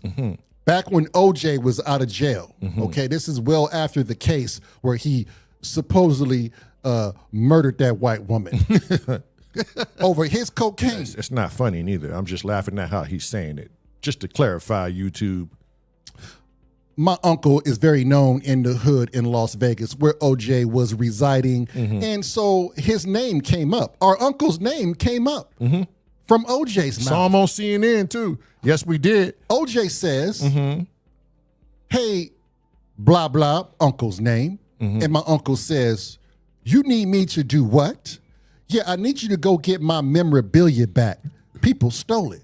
and I heard that you know how to do things in the hood. And my uncle says, I'll be right back, but you better have my money. Uncle goes and gets said's product and gets popped for it. Orenthal Simpson, Chrome, stay with us. Goes to jail. What other OJ you know? Orange Juice, the football player. You know, if the glove don't fit, you must have quit. That dude. My uncle was out there robbing for OJ. He stole for him, he got caught, and he went to jail for it. And he wrote a book on it, too. And did OJ pay him while he was in jail? Mm-mm. Hell no. So if OJ don't pay, you must write a book on the situation and get paid for it. So he wrote the book, Doing Dirt and Other Things for O.J. Simpson. See, Tracker Jack is listening. He following because he like, this shit is crazy. It's crazy as hell. Why is your uncle the pimp doing favors for and retrieving memorabilia for O.J. Simpson? For O.J. Simpson. I know what y'all thinking. This is too far-fetched, but it's the truth. It's the God honest truth. I often sometimes think about my uncle. I don't know much about him. But I kind of like to imagine what he was like as a pimp. He has a funny sense of humor, as all the men in our family do. Was he a funny pimp? Did he take his job too serious? Did he have charisma? Do you see where I'm going here, people? Or was he a square-ass Bob Barker pimp? Wouldn't that be interesting? She says he remembers when that shit was on TV. So there you go. It's in the pudding. There you go. You go back and look it up on the YouTubes. It's not like we lying. Go look it up. Go look up Spencer. I just gave you a hint. God damn it. Damn. He done plastered his name out there. But he's already out there. He got a book. He got a book. Go read the goddamn book. Now he does Uber. Now he went from pimp to thief to now Uber. The man went to Uber, y'all. Can y'all hear what's going on? This is how life throws you colorful curveballs. Now he's driving people around. I hear he's making a pretty good living at it, over $100,000 a year. You took advantage of some dumb bitches who couldn't get control of their lives, so you sold them like hotcakes. Then you stole memorabilia from one of the most famous football players in the world. Murderers. Allegedly. Wrote a book about it, and then your ass goes into being an Uber driver. That is a life worth living. He is going to be on his deathbed thinking to himself, I done it all. I've done exactly what I wanted to do. I don't know. I wanted to be a pimp. I don't know what kid just wakes up in the morning and goes after a bowl of Wheaties and just, yeah, I'm going to be a pimp today. I got aspirations in this motherfucker. Laughing at oblivion. Welcome in. Another hardware jammer. Ashley, go check that channel out. Does some beautiful things over there. Laughing at oblivion. I don't even love the fucking name. Yeah. Oh, laughing at you. I wonder if my uncle was a funny pimp. I like to think he was a lighthearted pimp who kind of let the women get away with just a little bit of things, but not a lot. But when you tell one of your women to go out there instead of buying her an umbrella when the weather is pretty much bad to be hoeing. Hey, Scotty. And you tell her to go out and dodge the raindrops. Mm-hmm. My boy, that is humor at its finest. What if one of your hoes' pussy is broken one day? It just broke. Pussy fell out. Does she have some sort of like medical leave? What does the pimp do when one of his hoes break and her pussy fall out? Is there like a workers' comp for a broken a broken hoe? Do you have to get educated on how to repair said strawberry? Or do you call out a strawberry fixer-upper? Like a hood doctor. Like horse owners call out a farrier. Yeah. That's myself. Is there a specialist that comes in and says, "Where's your strawberry? Did you bag her pussy and put it in ice?" Okay, that's all I need. Just send her on back, and we'll get her up and going in 2 weeks. I like to think he was a nice pimp. Maybe this is why our family don't want to keep in contact with us. Maybe we just got too much shit going on. She said the rain was normal there. All his hoes embraced it. That shit funny as hell. Maybe this is why we don't stay in touch with family. Maybe there's just too much going on, people. Don't pimps have a thing like it's called the bottom bitch, ain't it? Isn't that like that's the bitch where it's like she's top. She's the general. Kent's uncle was a East End gangster. I don't know what that is in UK, Kent, but it sounds intelligent and scary at the same time.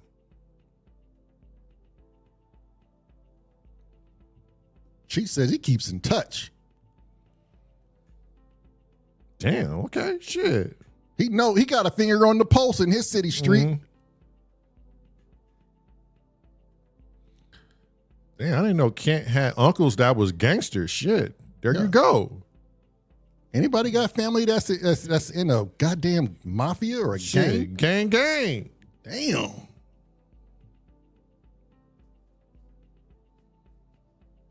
Hey, look, at the end of the day, after all this shit, I hope y'all really like laughing at yourselves. Mm-hmm. Don't take yourself serious. Don't take this podcast serious. Do not do that. Don't take life serious. Do not do that. And look in the mirror. Everybody right now, leave this shit running. Go run to the nearest mirror. Run to the nearest mirror and go laugh at your fucking self.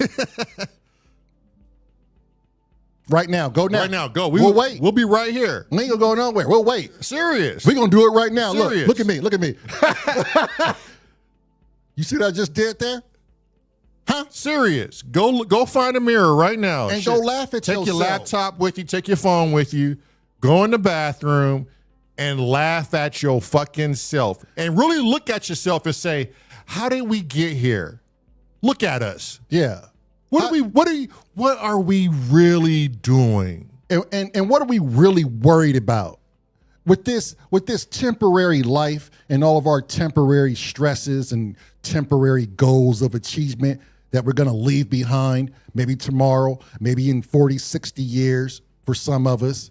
But it's temporary. It's an expiration date on that shit. And go in there and go, why am I taking this shit too fucking serious? And laugh at yourself.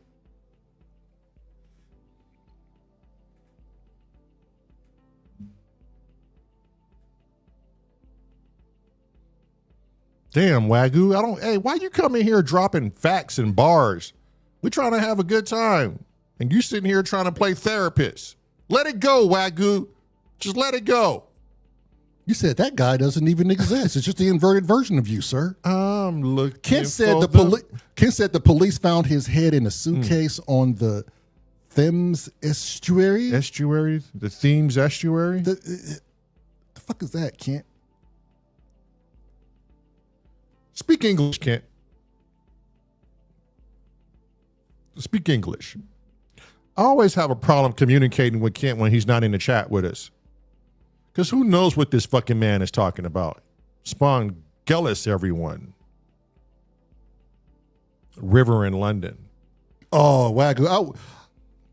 I'm glad you said that. In my mind, when I say pimp, that's all I can imagine.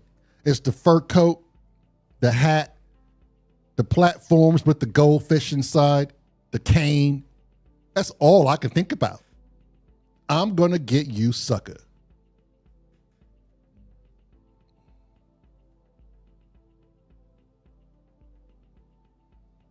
Is everybody back from laughing at themselves? I wonder how many people went and actually did that shit. It's probably refreshing. I'm checking to see. Marilyn says she sent you a link, Kent. You got the link.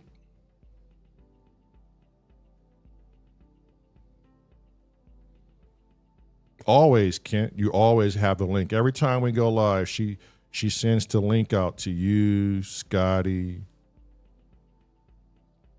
Dave, Cressy, so messy. So messy.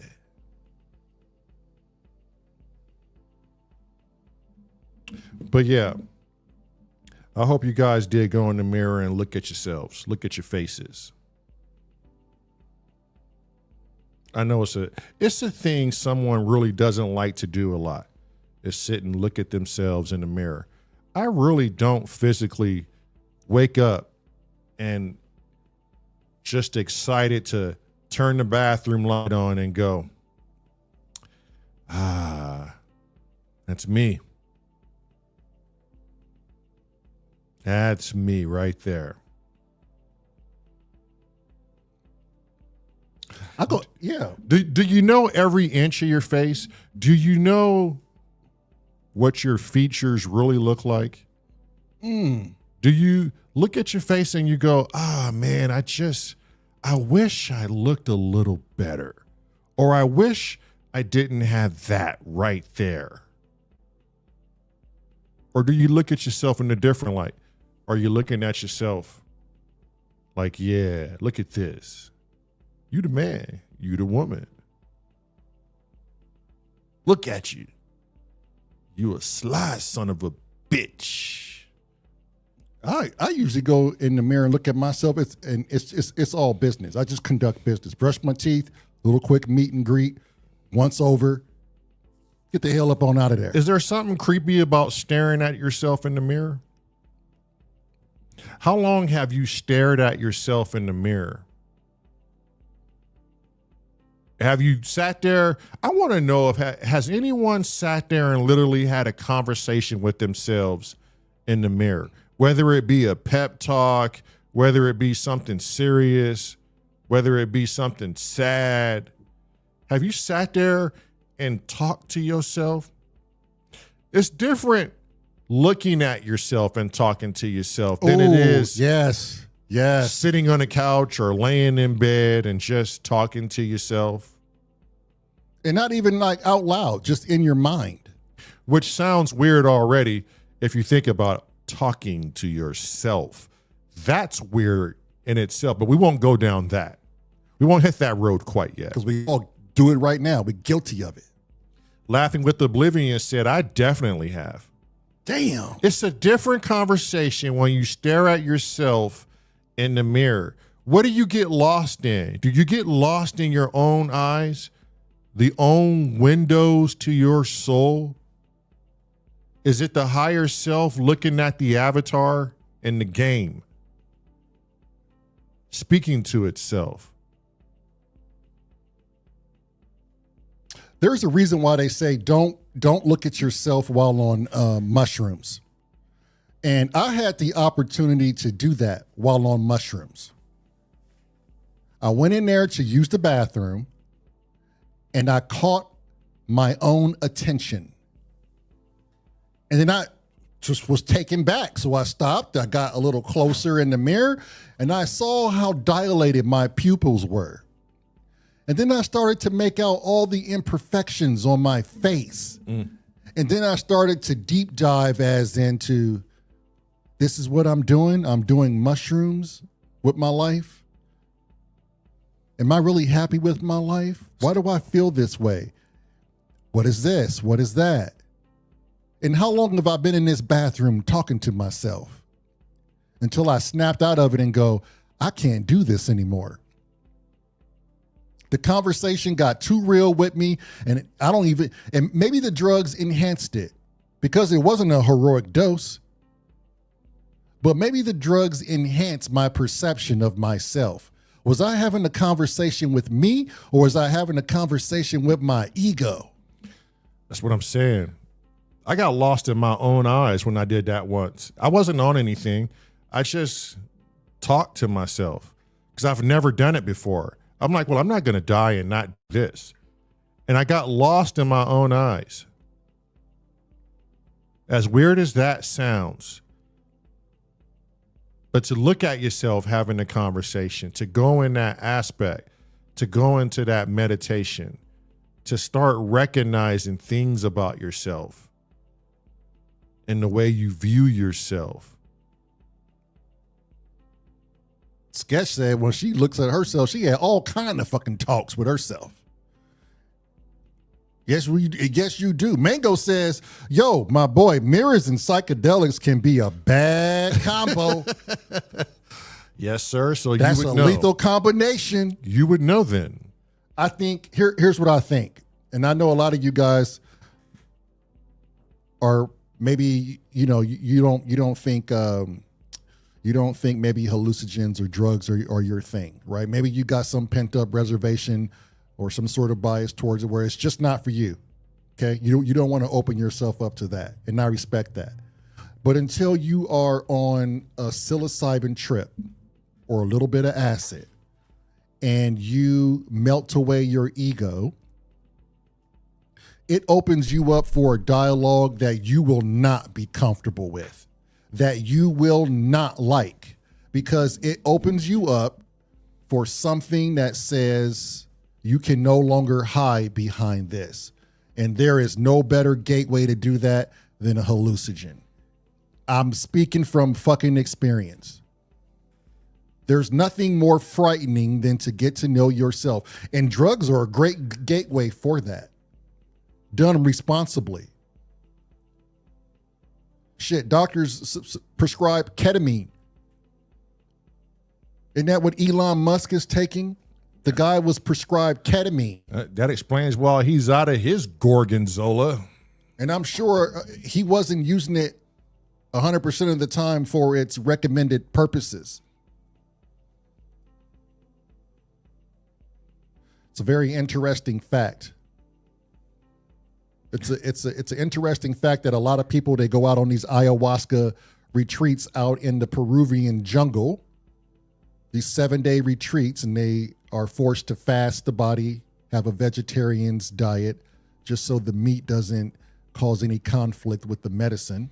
And you go there and you take this ayahuasca, it tastes like shit, people purge it up, and they go to have these profound experiences. Most have these intentions of going to have the trip and the narrative that they want. But it actually turns out Mother Ayahuasca gives them the trip that they need. And they all come back with a different perspective about themselves and about how the world looks. And nearly everybody comes back and says, it was a battle between myself and the ego. And some people just integrate back in society way different. They don't go back to the same life. Mango says, my first acid trip was a bit of a nightmare because I wasn't around the right people. But I had some great experiences after. Left it alone for years now. But there you go. Nobody properly told him you need to be in the right environment. You need to have the right vibe. You have to have positive people around you.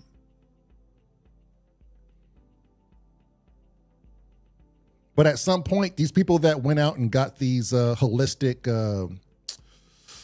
validation treatments is what I call them. When these people go out and they're at a point in life where they need to better understand themselves, whether it be for addiction, whether it be for mental health, whatever the cause may be, they're not getting the help they need. So they resort to, I need to go try ayahuasca. T-Sketch says, all of the worst things that happened to me rushed in my head all at the same time and threw me into deep depression. I mean, that's I would think anytime any one of us, if we're all being honest, if we're all digesting things mentally too fast, it puts us into some sort of depression.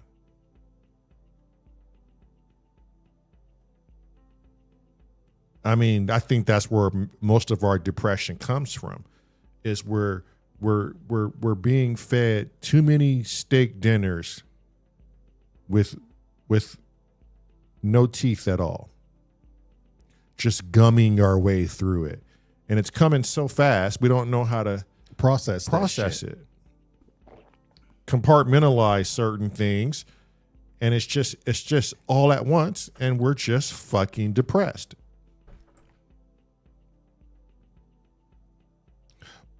But is there a form of healthy depression? That is one thing I'm curious about. You think in the human state of the human genome that we are built for it? We are built and designed to carry some sort of stress load and depression. We obviously experience it. So what does that mean? What does that tell us? Can you ever have a life without depression or stress? Let's say you can't. Or has it been something that was grown in us? I think if you had a life that didn't have some form of depression and stress in it, you'd wonder if you were alive half the time. Wouldn't you? So clearly, I think we're built for it. Wait, so are you saying, Kent, that we need this to feel? Are you saying that like we need this to experience life in ourselves? Like we need that to feel? Well, I suppose it's like being punched in the head. You know, things come along in life and they punch you in the head. And the more you get punched in the head, each time it hurts a little bit less than the last time. You know? Right. Otherwise people would be, you know, if they had nothing going on in their life where there wasn't depression and anxieties going on, they could die of a heart attack if a ladybird landed on their wrist. Do you know what I mean? So, admittedly, some people get more than they deserve, and certainly some people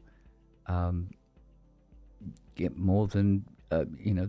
You shouldn't really have anything going on in life. That, you know, you don't ask for it; it gets lumped on you. Yeah, for real. You know, like T-Sketch.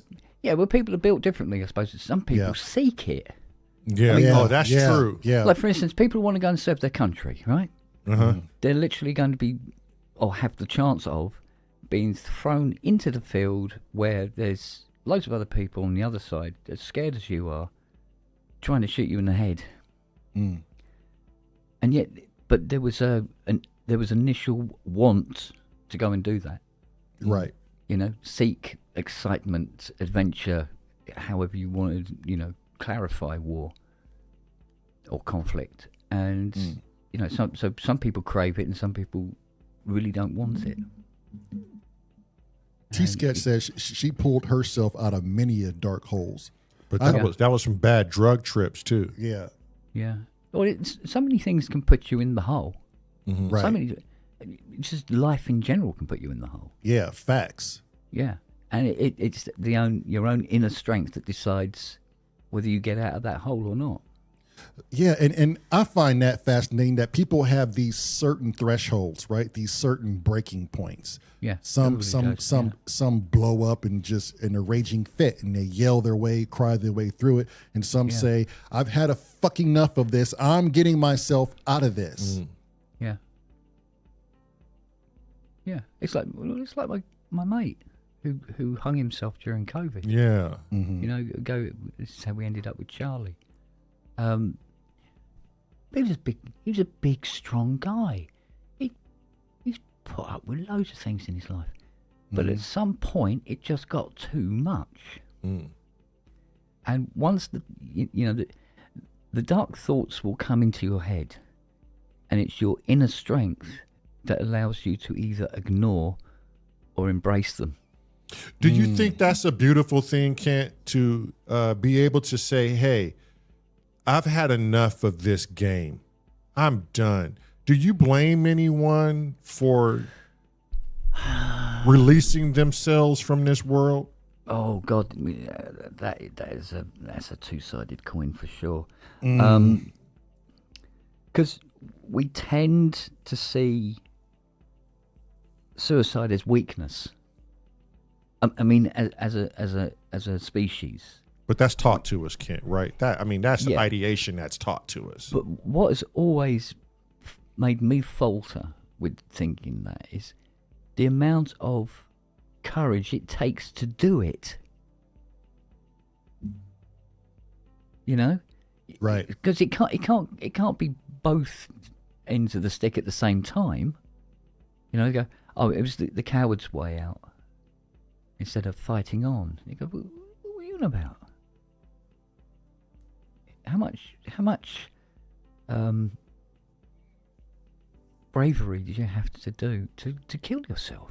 And it goes know? back to perception when that person's had enough. We had one of our best friends. His name was Steve Johnson, and he's always drank alcohol his whole life. Has these 2 kids. We probably said this story before, but he did a podcast with us, and we deleted the whole thing. That's how bad it was. Yeah. Because he hid himself in a shadow with one light, and he didn't want us to see how his teeth were falling out due to his drinking. Yeah. And my brother asked him, like, the way he was speaking, it led the conversation for us to ask, like, you seem depressed, like you maybe want to hurt yourself. And he even said, you guys are acting like as if I want to kill myself. Well, fast forward, not even a year later, he drank himself to death while at work. Literally drank himself to death and went into this coma-like state, right? Yeah. Killed himself. Died in the hospital. And after all the questioning that we had for him, and the questioning was trying to literally help our friend become positive. My brother asked him, hey, could you just name just a few positive things that you got going on right now? And he said not one thing. And then my brother kind of like shined light on him and said, but Steve, what about your children? What about your wife? What about the love of basketball, which you loved? He couldn't. He was so far gone in his depression that it didn't even hold a flame. And so I always thought to myself when it comes to suicide, because we're all different, that was his breaking point. At some part of his life has let him down. Maybe it was more of himself. Maybe it was the way society conducted itself. Maybe it was the way of the world. Maybe it was contributed to all the factors, but he came to a personal point in his life to say, you know what, this it's done for me. Like, I've had my fill. And so that goes back to your friend. He may have been the strongest person in the world on the outside, but that just goes to show how the smallest things can kill us on the inside. God, yeah. Well, I mean, there's this other aspect of it as well, where you have it's like this circle of destruction. It constantly keeps coming back. So, like, for instance, you have somebody who drinks, and initially they were drinking, whether it be socially or whatever, but then there's a point where in their minds they believe that the drink is making their life seem easier. It's smoothing over all the lumps and bumps, yeah.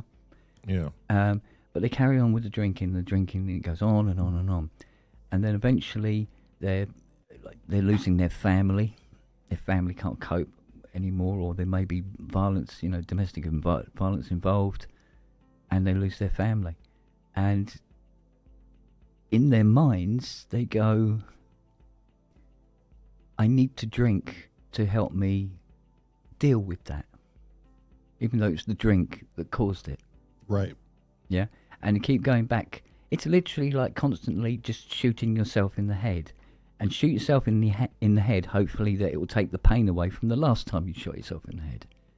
And it's this destruction cycle, which you'd see a lot, where the thing that is actually ruining their lives is what they believe is making their lives easier. Yeah, but sometimes you get blinded by the addiction. Like Mango says, the addiction is a motherfucker. Yeah, well, this is the blinding part of it. Where you're not seeing that what you're doing, what you're addicted to, or what you're pursuing is ruining your life, and you're doing it more and more in a hope that it makes your life feel better, or will help you forget, or whatever. It's constantly you keep taking the poison in a hope that you'll feel better, and the poison makes your life worse and makes you feel worse. But you don't see it like that. No, you don't. Right? I mean, I smoke. I know what smoking can do. Yeah. Isn't that a form? But Kent, I'm glad you said that. Isn't that a form? Isn't that a form of suicide? Yeah. It's exactly the same thing. It is. And I have often sat there and thought, so why do I do it? And I cannot give you a decent answer. And I constantly keep smoking rather than have to go through the pain of giving it up. Yeah. Tracker Jack said, "Synths are ruining my life." Yeah, look around you. I mean, but is he subconsciously onto something though? Like, you have to be careful in that way too. How much time are you spending with machines versus a loved one, or doing something to better yourself? You know, how much time are you escaping? More times than you're living. The reality. Yeah. Do you escape more than you live? That's a fucking trippy thing too. Wagyu says, wait, real quick. What are fake pills? Cheech or mango? I don't know if that's a new thing that's out, but what are fake pills? Wagyu says everyone on earth has won the lottery so many times in a row and they take it for granted. Oh shit. Yeah. You're alive. And it's ridiculously unlikely. Long-term effects. What is that? Short-term satisfaction. You need to enforce the long-term benefits over the short-term pleasures. Not an easy thing at all. And I think every last one of us suffer from that shit. What are we like, Kent, when we get something new? Right? Yeah. Happy, satisfied. All over it like a cheap suit, yeah. Yep. And then once that's run out, then what, Kent? Got to find another cheap suit to buy. Tone Smith, purchasing stuff is an addiction. You see, I can't think of many addictions actually that aren't bad for you, whatever it is. Yep. It's like people who gamble. They get the big win. You know, they're constantly trying to get the big win, and when they get the big win, they take that money and continue gambling until they've got none left and they're broke again. And then they're selling their possessions and losing their families, but they keep going back and continue gambling, knowing that it's destroying them. Yeah, gas is a real thing. Yeah, it's a.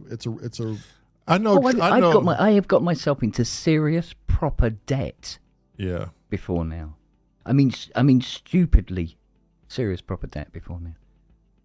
I go, but if I get those keyboards done and everything like that, then I'll have the money to pay for that later. And that's a gamble. Fake pills are volumes, just so we know. Oh, okay. All right. Well, we're talking placebo drugs. No, they're actually volumes. So I think that's what people are taking.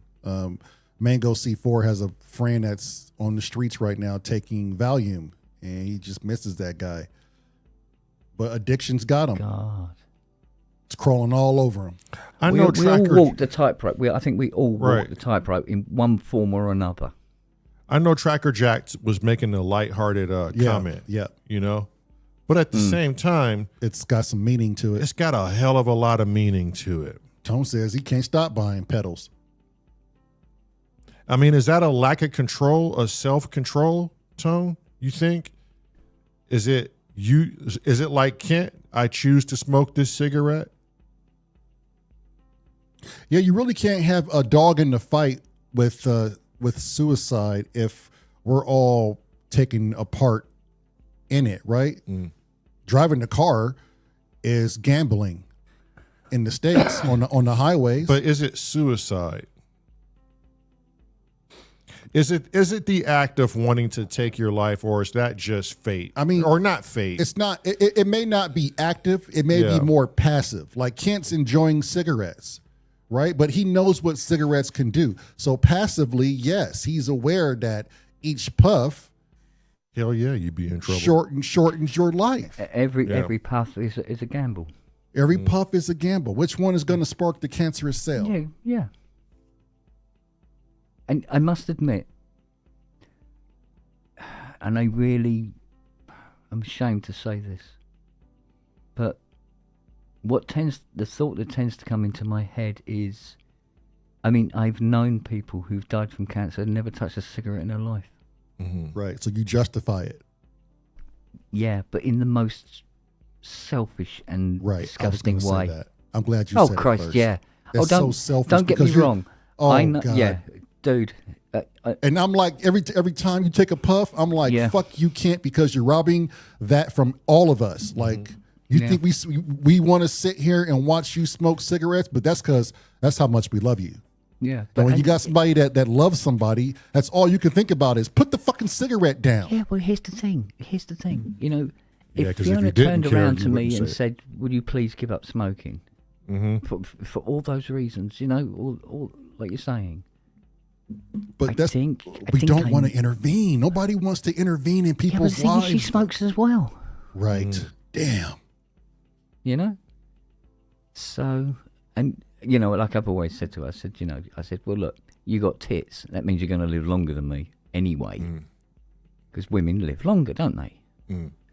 And I said, so I'm getting the getting the good end of the deal, because it means when I go, rather than you go, I'm not on my own.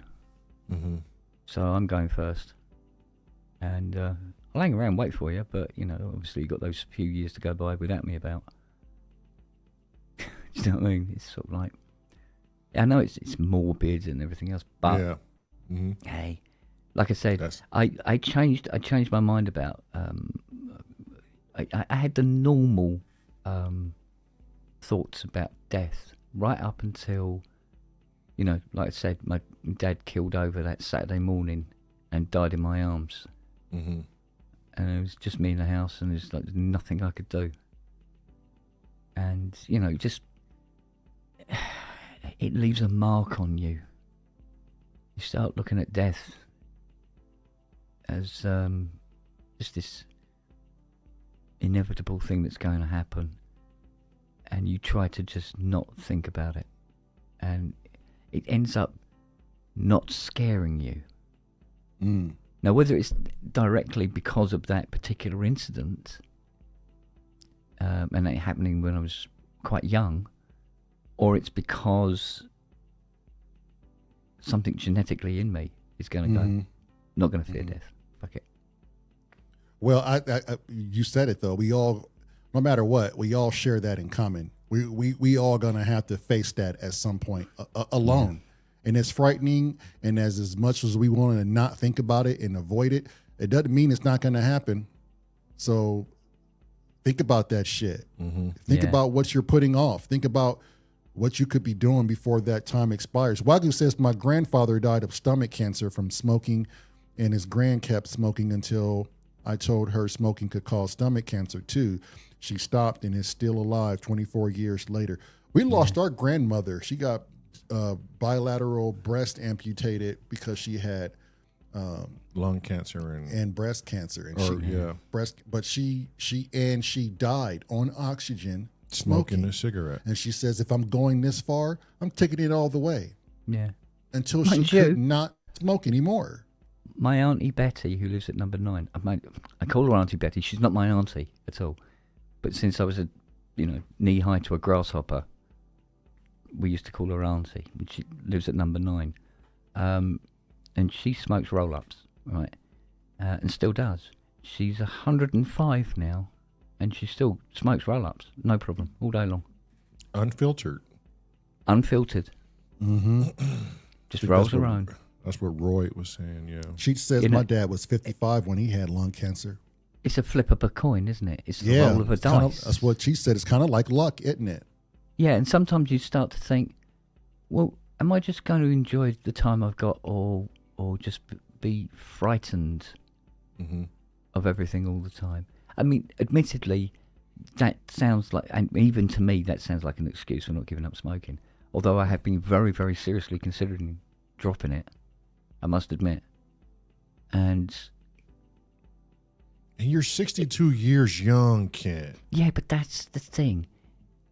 That's a I've watched people get old Yeah. because of how many birthdays they've had. Mm. And it's something I don't do. Mm. I will go and act like a complete fucking kid at 62. I've got no problem with that. Right. I refuse to get old because of how many birthdays I've had. I'll get Right. old when my body goes, fuck this, I can't do this anymore. Right. And my body hasn't said that yet. So, But it's to each his own, though. You know, I mean, despite how you perceive it and your ideals, people on the outside will have their ideals, and it'll always be that tug of war. It'll always be that. Damn, I wish Kent would put the frickin' cigarettes down. You know, it'll always be. It'll always be that. And if you didn't have people that cared for you like that, then you know. They're just there to consume content. They're not there about your health. They're not there to be your friend. They're not there to understand what may be going on in the head of a man. yeah. A lot of people are like that in the world. Well, I've had friends in the past, who were very, very into their drugs. And I mean, the nasty ones. Mm. You got the sort of like, inverted commas, recreational ones. And then there's the fuck off versions of them as well. Oh, that you inject and what have you. Mm-hmm. And there's a certain degree of certainty in terms of your mortality with these particular kinds of drugs. But that high is worth it to them. Mm-hmm. Chrome's dad came out of World War II smoking 3 packs of cigarettes. Yeah, that's not uncommon. That's the stress. That's the stress. Yeah. Right? And you look to the cigarette as being a legal high. A if you reducer. like. And that's So if it's not the fags, it's going to be the booze. Right. And back Or then, what was so both. sad is that we knew about it, but we had no name for it. We didn't know PTSD was a thing, right? Like these war veterans would come home, they would just say, "Oh, you're shell shocked," and shoo you on your fucking way. They had no idea that it was trauma, like deep embedded trauma that needs to be evaluated and at least attempt to be treated. Yeah. You shouldn't come home straight to 3 packs of cigarettes, a pat on the shoulder, and say, "Hey, good fight." Yeah. We see, it's amazing. Because they say, so many things happened because they didn't know at the time. Right. I don't think it would make any difference. Even when they knew, it didn't make any difference. Take, for instance, when they were doing the atomic bomb testing out in the Nevada desert. Yeah, the Manhattan Project. Yeah. And they had guys standing there with goggles on, watching the bombs go off and soaking themselves in radiation. Now, the top boys knew that these bombs gave off radiation. But still, they got guys standing there, in just their, everyday uniforms and that, with goggles on, watching this explosion from quite close, Right. being bathed in radiation. They go, how long does it take the radiation to get to them? Well, weirdly enough, if the light's hitting them, the radiation's radiation is reaching them already. Right. Yeah, and then it's just in degrees of intensity from there on in. Damn. And they let them wander around, examine, the destruction afterwards. But those poor bastards didn't know. But now we know, and we're still quite willing and ready to fucking drop these fuckers. If the right button's pushed, for Christ's sake. You think everybody would reevaluate their lives if they had their day and number and time of their expiration? Let's just say we have a society that was built like that. If we there knew was, this. that could swing both ways, couldn't it? Because you would get a certain set of people who would go, well, according to this, I got 6 months left. I'm going to have a right old fucking time, aren't I? Right? And go robbing, stealing, shooting, fucking, whatever it is. Because it doesn't matter, because I'll be dead. Yeah, So but what changes? Yeah. But what changes, realistically, what changes? We're already doing that. Yeah, we're doing that, but without knowing. we don't know where our expiration date is. And we're doing it. The only time we get an expiration date is you go to the doctor going, oh, I don't feel well. And they go, you got this, that and the other, and you got 3 months or 6 months to live. Mm. And a lot of people will just, tidy up their affairs, get things sorted out, say sorry to somebody they never said sorry to, kiss somebody they always wish they'd kissed, that kind of thing. Mm-hmm. And then go off, round, they've tidied everything up, and they go, yeah, it was a blast, see you later. Yeah. Well, and then sometimes if you're going through your own personal shit and you think you're alone and just life has got you beat up, maybe just tell yourself somebody got an expiration date today. Mm-hmm. Yeah. If it's something that just came through the post, I mean, people would be living in constant fear every time the fucking postman came, wouldn't they? Yeah, you imagine? That's no way to live. Is it? If you got it in the mail and Yeah. it told Can you, you imagine that? That's you no way have to 5 live, man. years and 5 years and 6 months. Go ahead and go now.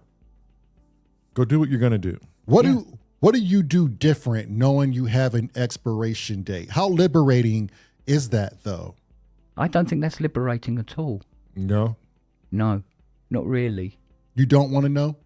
If you had the, let's just say down the line, we figured it out and we can give you up to an approximate 5 years and we can tell you how it'll Do you want to count those days down?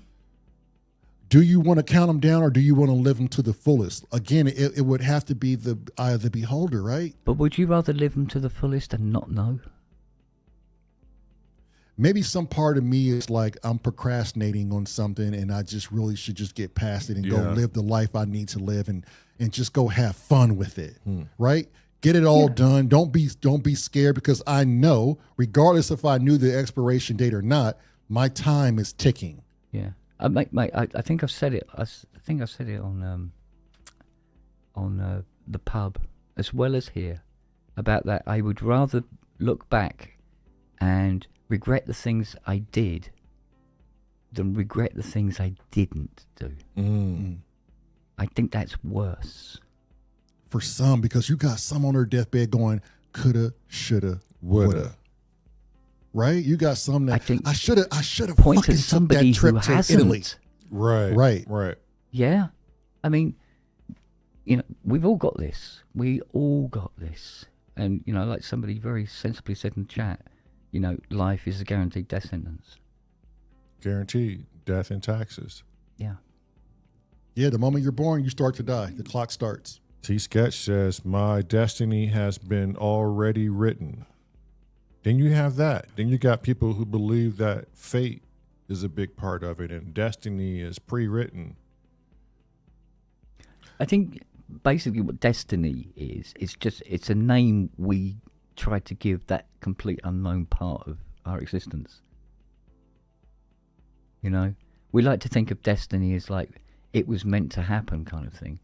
But I mean, for you, but other people see it differently, Well, everybody sees it differently, I suppose, don't they? Depending on their situation, we're all different. And yet, at the same time, we're all the bleeding same. Simultaneously. Yeah. Despite our ideations, we're all the same. Yeah, it's all up in the air, So, I mean, I am you're curious, sitting there though. regretting something that you can no longer. There was no way in hell you could no longer do, and you're regretting never doing it. Right, and that goes back to why do we hold all like the downs and ups in our lives? Why do we hold so much bearing on them when we know it's temporary? When we know it's not a forever thing, but yet we put so much emotion and involvement in it. And I get it. It's life. We're supposed to experience it. Yeah. But knowing that we have an expiration date, we still subject ourselves to this experience. Yeah, Azio has said his friend's dad got a phone call. They discovered brain cancer. And a week goes by, they called it. It was nothing, just scar tissue. Can't imagine what that person went through. Yeah, that would have been a hell of a week for that poor bastard. Damn. Wouldn't it? What if he believed it and came down with actual brain cancer? Like, yes, but what if somebody just, like you just jump too quickly and you go, oh my God, I have brain cancer. I can't deal with that. I'm going to take a shitload of pills tonight and throw myself off a bridge. Oh my God. Yeah, but You see?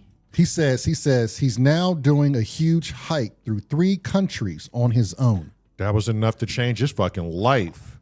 You see what I'm saying? If you get a little bit, and I guess I'm looking more as incentive, more as a driving force to get people to live more. Maybe that's not maybe, but that's how I'm looking at it. What could possibly make a person go out and live their life to the fullest with no Fear excuses? of death. There you go. See? So, but we still have this, we know it's there, we know it's coming. And sometimes it just seems too easy to just go, yeah, maybe tomorrow. Right. You know? Always putting shit off for tomorrow when it's not even promised. What you could have done today. Yeah, exactly. Well, yeah. So, Damn. mind you, I mean, I could sit here and go, I really regret that I never tried to get a pilot's license. Mm-hmm. But I've learned over the years not to regret things I haven't done. Because being agoraphobic for as long as I have been, that would be a long list. Yeah, for real. Do you know what I mean? Yeah. So it's in my mental health's interest not to regret. Do you have some sort of pent up reservation or curiosity as to what the other side looks like for Kent? I know you have your beliefs as, nothing happens, you go to the wayside. You have that part about you. But is there a side that says, well, hang on, if there is something, this is what Kent would like to experience, or I'm curious about this? Yeah.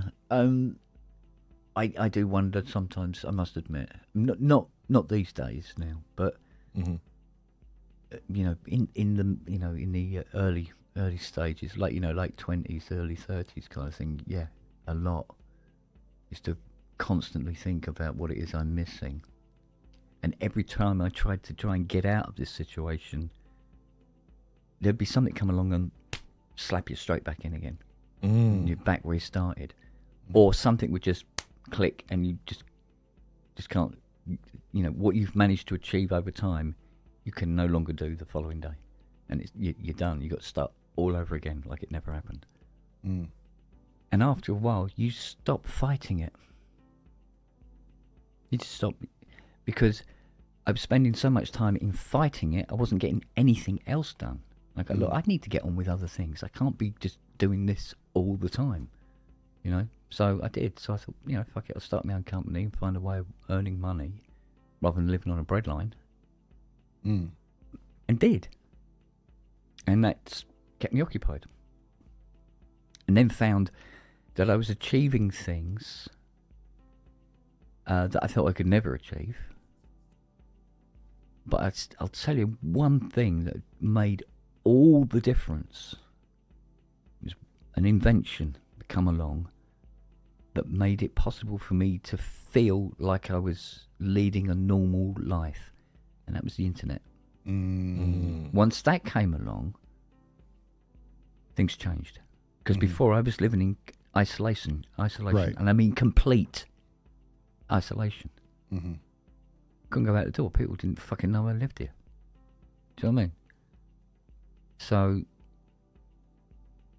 because of the internet, I was able to advertise, the services, as it were, and try out different things. And the internet made it all possible. Every fucking bit of it. I owe everything to the internet. And that's crazy to hear somebody say nowadays, when there's this whole stigma going on that the internet is bad for us all. It's going to be our demise. But it actually helps people. And these are the stories you don't hear about, right? Like people that have your sort of... Yeah, but this has always been the case with, like, at the moment, people are fearing AI. And the thing is, it's not to fear it and neither embrace it at the same time, but just look for what it can do for you. Right. Because every time there's a new innovation comes along, a new invention, a new whatever it is, there will be a group of people who are going to go, oh, it's going to fucking... So, like, when they invented the motor car, horse breeders were going, well, we're all going to be broke. Oh, what are we going to do? People aren't buying horses to get around on, you know? Mm-hmm. And so, it was the same, you know, the internet was going to change everything. And the internet was seen as bad. And yeah, you can do bad things with the internet. But that's the point. It's how you use it. This determines whether it's good for you or not. And the same will be with AI. There'll be things that you'll be able to do with AI that makes your life easier. And make your life better. It's already if you doing use it in the way that's beneficial to you. Mm-hmm. It's already doing that now. Well, you know, with people saying, oh, you know, there's jobs that will be lost that, you know, AI will be able to, can replace you with and stuff like that. You go, well, now's the time then to use AI, because you can use AI to learn a new profession that's perhaps better and pays better and makes you more important in the running of the general populace. So the tool that you see taking your livelihood away can actually be exactly the same tool that improves your livelihood. Right. So it's how we all approach things determines whether they're good or bad. Nothing's invented that's just naturally bad. Right. It always starts off as a good idea. Yeah. Until there was people who could say, money oh, and fear-mongering gets involved. Well, for instance, it's say the invention of the atomic weapons. I go, oh, we can destroy the world with nuclear weapons. Mm-hmm. Yeah, but you can also power a country with a nuclear reactor. So there's different ways of using the invention. One is beneficial, one is not beneficial. Yeah, that's true. Everyone uses tools different. Yeah. Yeah. So how you use whatever the next latest thing to come along determines whether it's good or bad for you. It may be bad for the next person, but it's bad for them if they're not adapting to finding a way it is good for them. Mm-hmm. Really. So. Yeah, it all goes back to the frickin' when guns were made, right? Like it was supposed to be an ultimate tool for hunting, right? Yeah. It was the way to get past the spear and the arrow, but it's not until the tool was used for fucking war and killing each other is right. Yeah, but when that gun is used by a police officer to shoot a guy who's trying to stab an old lady on the corner of the street, the tool is used that's to suddenly justice. a very, very good weapon, isn't it? Yeah. It's a good invention. Right. It's how it's used. And that always goes back to the human element for me. Yeah. Guns Now, don't get me guns and wrong. these things don't have legs and minds of themselves and I know. just jump in people's hands and go, "Pie-yow, bitch." But at the same time, the people who go, it's not guns that kill people, it's people that kill people and all the rest of it. Well, they need a fucking slap anyway, right? And the gun culture thing is actually not great. It's not a good thing. I think the reason why it's not as bad as it could be in the US, for instance, is because everybody can legally own a gun. That's what equals the playing field. You know, in Wyoming, when I was on law enforcement. Yeah, exactly. In Wyoming, it was the same, right? And this is a small state with only 500,000 people. It's the least populated state in the States, if that makes sense. But the reason why robbery and home invasion were at like literally 1%, because you have to be drunk and fucking on drugs to do that, is because everybody in the state of Wyoming was carrying. And I can almost throw a rock at somebody that had a weapon on them. And it had this sort of respect in the atmosphere where people did not get out of hand. Yeah. Don't fuck around because you're going to find out. Exactly. And that's what keeps the people like P's and Q's. That's what's mind stopping your own everybody fucking from business. shooting everybody else. Yeah. Exactly. Yeah. And I one, understand. not even cops, want to be in a fucking gunfight because when the bullets start whizzing, Yeah. Everybody's uncomfortable. But like you said earlier, it's a tool. Some people know how to use it as a tool, And some and people then you have idiots who don't get properly checked mentally, who deem to use it as a weapon. Yeah. Big difference. A gun can be a tool or a weapon. Will we have the same conversation if it wasn't guns and it was just like knives? Or Yeah, absolutely. You know what I We'll mean? find any way to kill each other. Yeah. And if it wasn't knives, then somebody would invent pipe bombs or explosive And if it wasn't- ordnance. You have quite strict laws in terms of buying a weapon in the US. Yeah, Anyway, yeah. don't you? Yeah. Yeah. You have to apply and this. and that, they've gotten other, even and- more stricter because of all these mass shootings, Shootings. which But- they Yeah. should. They but, should. But here in the U.S., you have this thing called the black market. Oh, you got that too. Yeah, And you that's can true go enough. you can go into an unpleasant neighborhood They got those in the UK as well. and go purchase a weapon. You don't think there's drug or gun dealers in the UK? And you got yeah, yeah, and you got gun theft. Yeah, and you got gun theft that goes on. You got there's ways to access a weapon, right? Yeah, if you want to get a gun, you can. You In can. just about any country on the planet. It's not. It's if you really want to get one, you can, sort of thing. I disagree, Roy, because I can use my gun for skeet shooting, and that's not a weapon. Now it's a damn tool.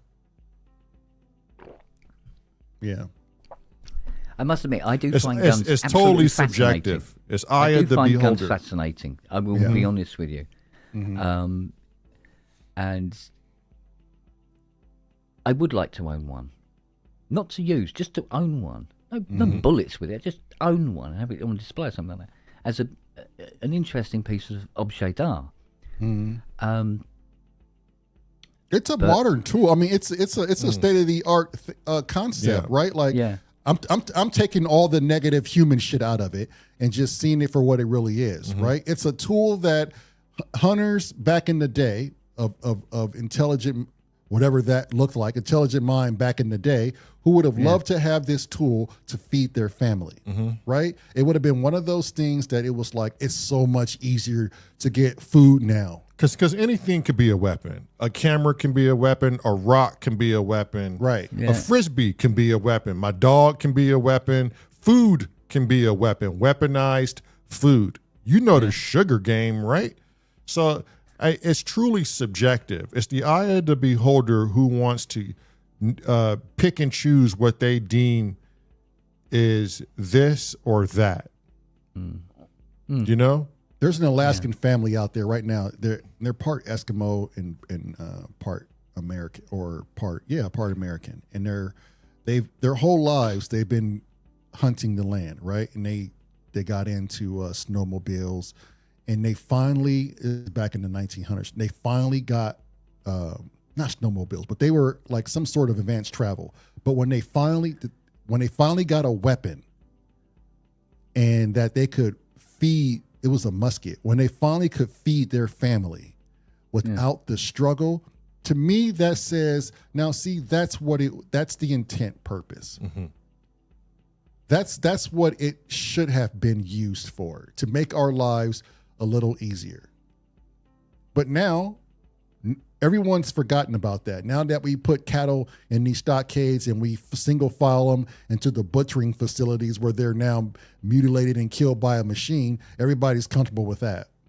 I mean, let's just try to think. No, let's I've just never try been to. comfortable with it, to be honest. But you know what I'm saying, right? Well, no, I shift. know. I know, I understand exactly what you're saying. I know, because you go, the way cows are slaughtered and stuff like that, and there's such, peaceful, delicious animals and everything, and they go, that's the problem, and then you have a burger and you're not thinking about how it got in the bone. No, honestly, straight up, I can't be a hypocrite about it. Do you know what I mean? Right. Yeah. You think about, oh, it's so horrible, these abattoirs and everything like that, and go, ooh, burger.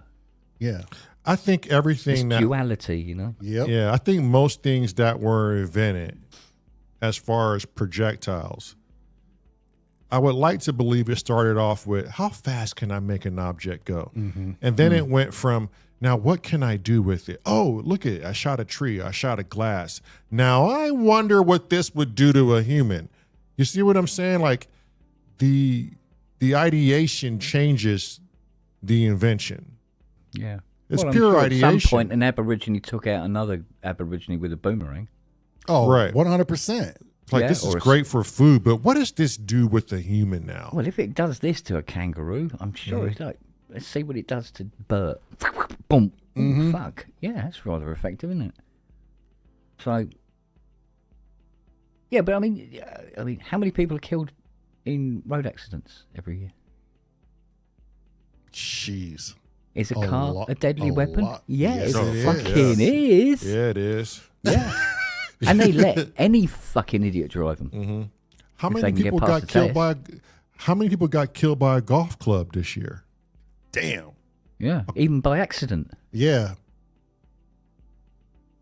Hey, what I forgot what rap song it is. It was a sample. It's 1 Million Ways to Die, Choose One. It sounded like something that was a Snoop Dogg or some sort of. No, I think it was. I forgot what it was, but irrelevant. It was just there's a million ways to die.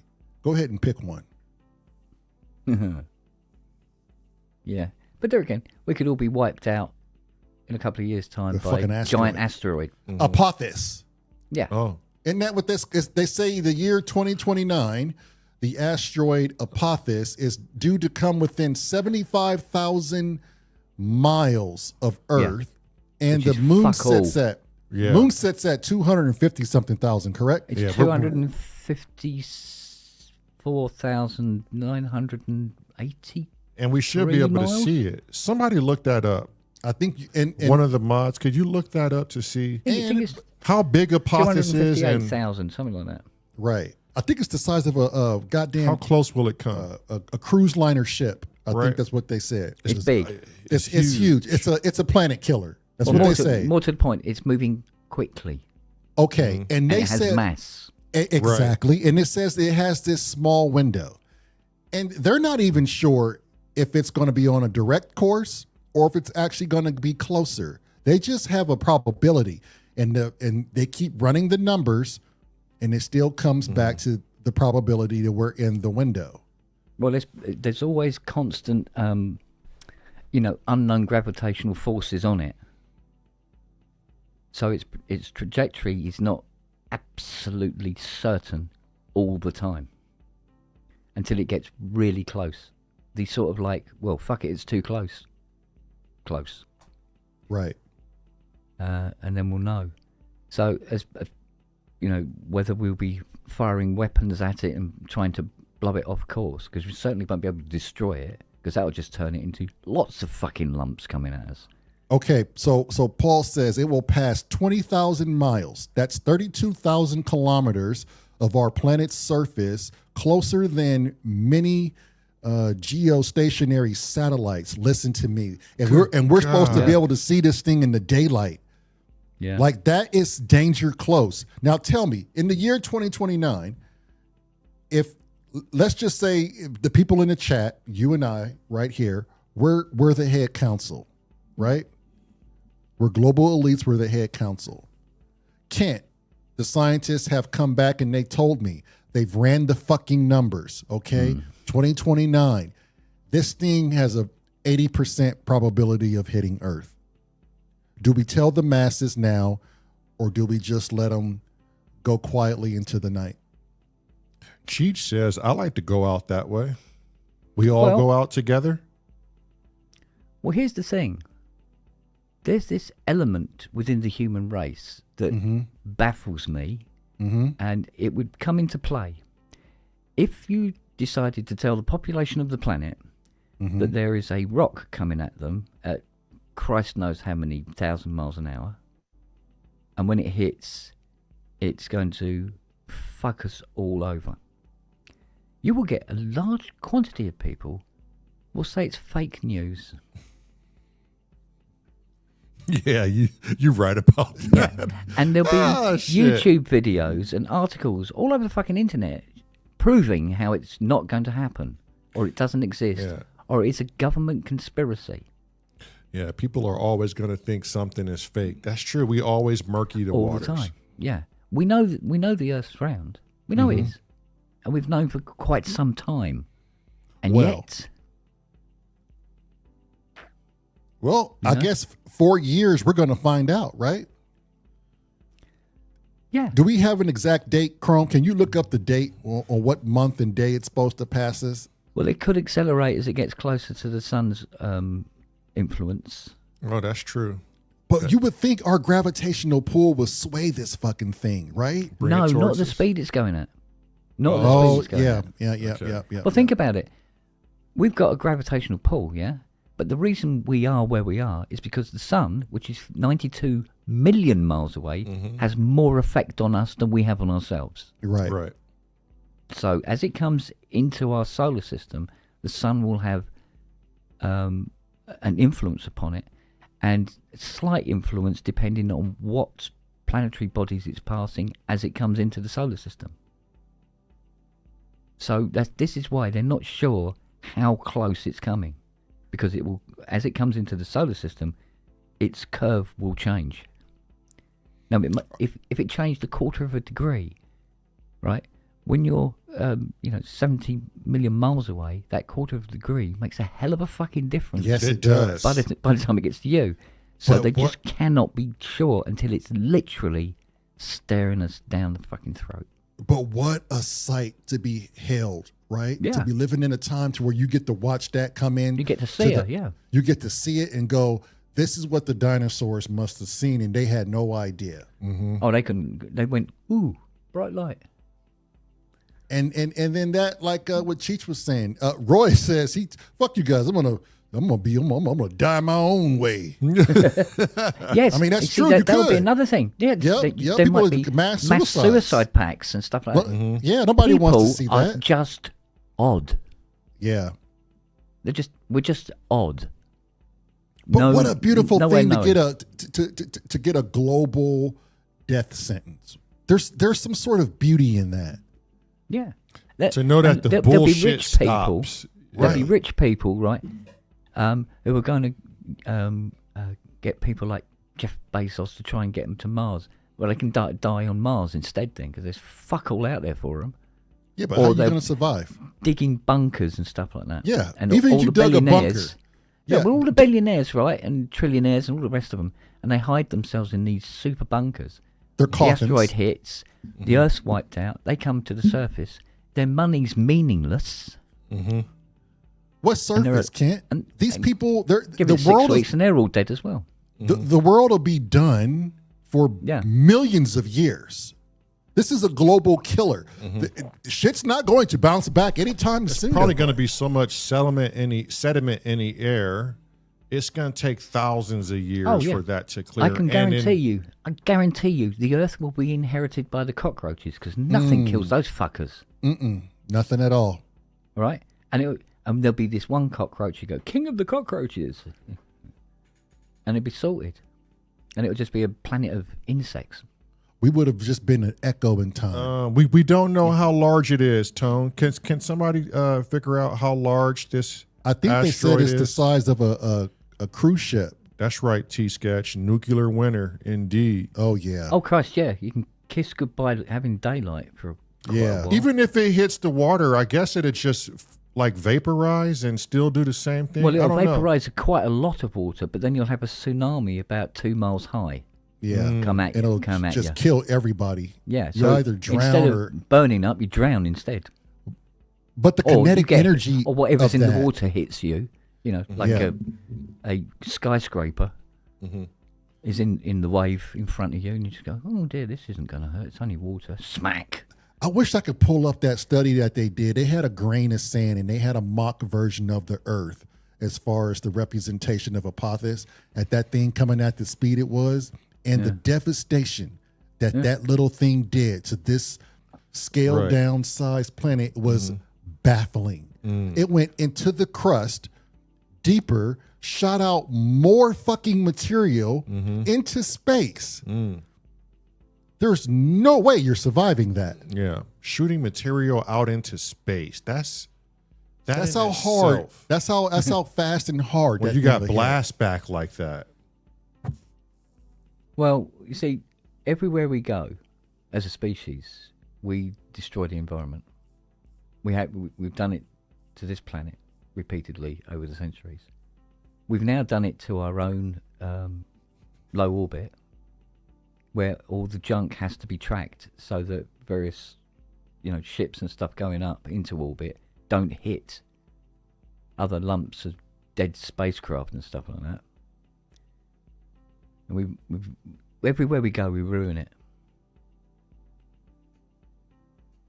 Okay, Chrome says 450 meters, which is 1,480 feet. By 170 meters by That's a lump. 560 feet. Yeah. Well, I reckon Tuntuska was smaller than Apophis. Troy said, "This is about as big as your mama." Yep, just a hair bigger than your mama. Just a hair bigger than her. Okay, Wagyu says, if we find an asteroid big enough to threaten life is coming at us, our best chance is to launch probes to land on it with ion engines or such that burn slightly to change its trajectory. Yeah. Which, don't we have technology that we've already landed on an asteroid, or am I mistaken? Yep. Haven't we done that twice already? We've landed on an asteroid. Probe said, Or "I is will that not." fake news? Probe said, "I will not be launched." Wagyu, I will not, sir. Roy said that'd be a waste of time.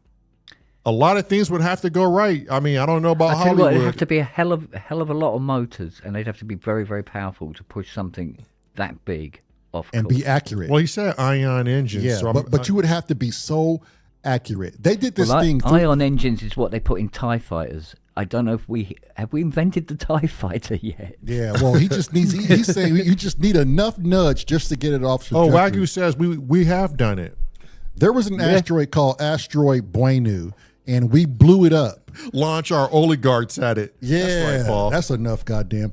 There was an asteroid 3 years ago, Kent, that we've launched nuclear weapons to, or just bombs to, and we blew it up. We disintegrated it, and it had small little chunks of it left. Now, the conspiracy is they knew that asteroid was coming toward us, and they just last-ditch effort did what they did, and it was successful.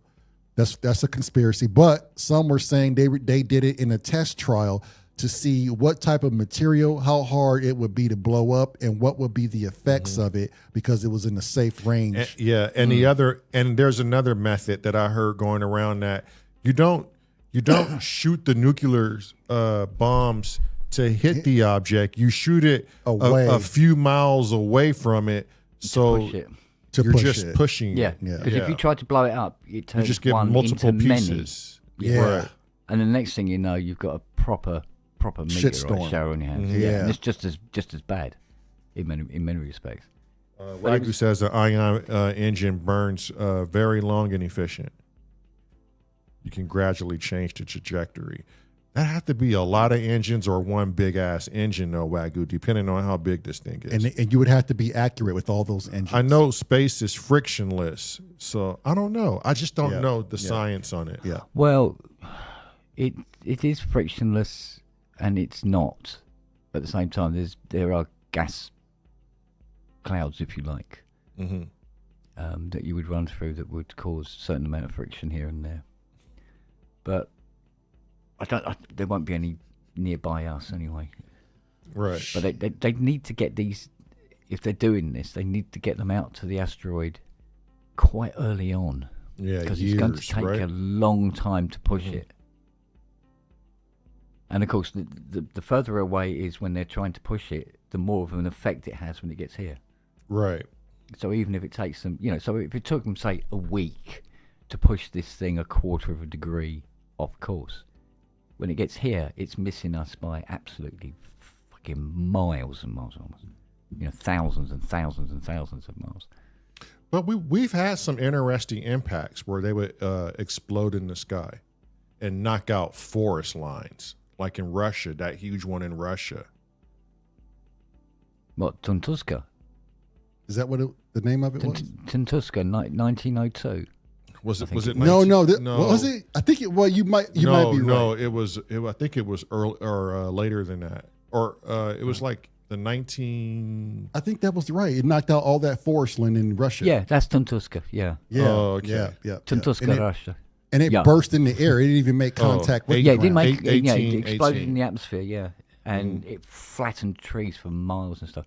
But apparently, it did kick up a load of dust and shit up in the air, where there was, I believe, I read somewhere that in London there was, it was still light at midnight, where the sun was reflecting off cloud or something in the atmosphere. Yeah, Cheech. I thought there was one recently in Russia. Don't know about recently. There might have been. Oh yeah, there was one in Russia like 7 years ago. It was a very, very, very, very tiny one. They said it was the size of a fucking football that made all that ruckus. Yeah, airburst. And an airburst, and it blew out all those windows and buildings. You didn't see it? You don't remember that, Kent? Off the top of my head, no. Yeah, it was a pretty big thing. Yeah. Well, I remember reading about there is an asteroid that people are particularly interested in. It's huge. It's not a danger to anybody, but it is huge. And it's essentially a massive, and I mean when I say massive, they say something about the size of Texas. I think they were using the command, and it's a diamond. Oh shit! Essentially, there's a race right there. Yeah, but hey, great way to devalue the diamond. Yeah, stupid asses. What, are you going to bring so much diamond in the world, everybody's going to have some and not buy it anymore? They'll control it and all that sort of thing, to keep the values up. But, stupid. Yeah. Stupid. Look how we fucking desire over precious stones. Like, so ideation. It's a fucking stone. Yeah, that's that. Fucking great big lump of carbon, basically. Right. Yeah. Woo. Just sparkles. Well done. Compressed. Now let me see how many people I can control and enslave with this. I mean, all right, from a tool point of view, yeah, it'd be very, very useful. But I got the missus texting me. It's getting close to that time. Okay, there's a woman here. Her name is T Sketch. You guys, please go visit her channel, give her a sub. But more importantly, before you give her a sub, at least listen to what she's doing. Very beautiful artist, very positive. I only like conscious hip hop stuff. So, and she knows it, or I would not be going back to that channel. T Sketch, don't forget, Friday nights is popcorn night. If you look at the top of the crawl, you'll see that link. Submit a 3-minute jam, 5-minute jam, 10-minute jam, an hour and a half jam. You might be the only one being submitted that day, but or listen to. I think my one's only going to come in at 7 minutes when it's finished tomorrow. Oh, that's going to be beautiful. Nice. But you can make it longer, Kent. Also, Mango, if you're still here, okay. Don't forget to, if you have a 5-minute jam you've been working on, or a 5-minute beat, 7-minute beat, submit it here. Let people hear what you're doing. I often say, don't subscribe to someone's channel if you're not going to like what they're doing. Don't just subscribe and then be like, peace out. These are artists that are new here, and believe me, if I'm saying it, it's well worth your time. Damn, when did Cornish wait? Oh, Cornish was here. I thought he crept in here. Yeah, but sub before listening. Yeah, Lamar, here's something else for you to worry about instead. What's that? Don't worry about the asteroid. Worry about Yellowstone Park. Oh, the super volcano. Super volcano, yeah. However, or Kent, I'm going to ride that motherfucker out. So it either comes from there or it comes from there. I'll say, Kent, C minor, please. Play us out. Oh, God, nothing's on. Damn it. Would you believe it?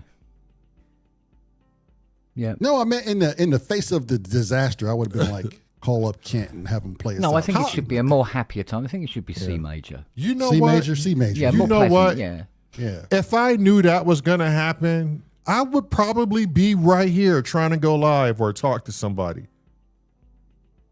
I mean why not? What else are you going to do? Cower in the corner and just...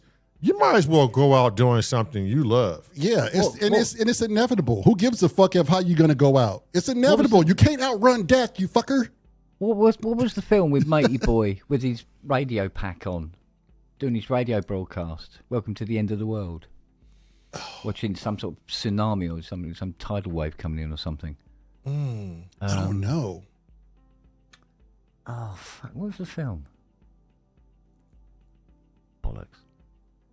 Bollocks. Someone in the chat room I'd there. probably find me a meth head, and 3 days before the asteroid hits, I'd get me a bunch of meth and stay up and just jam for 3 days straight. You see, there he goes. You give him a I'm little gonna try bit. something different. See, just give him a little bit. I'm gonna go out there and meth around. It really doesn't matter. Yeah. It really doesn't matter at that It point. wouldn't matter. When the whole world had a death sentence, Yeah. fuck. Sky's the They limit. go, sorry guys, it was a hoax. You go, oh fuck. How do you bring us? That's different topic. How did you bring a society back if the goddamn thing doesn't hit? Isn't there didn't Wagyu say there's a seed farm somewhere in Switzerland? Yeah, Where they got everything about us backed up somewhere in some underground. underground Yeah, bunker or yeah. some shit. Yeah, the knowledge suppository. Yeah, Cornish, I said it. I said meth around. Oh, the seed bank. Yeah, there's that as well. Seed bank. Yeah, Seed for all bank. plant life. Yeah. Right. Now, if we're all gone, who opens the fucking seed bank door? Do they disperse themselves and water themselves? Is the seed bank suggesting that humans go in this bunker too?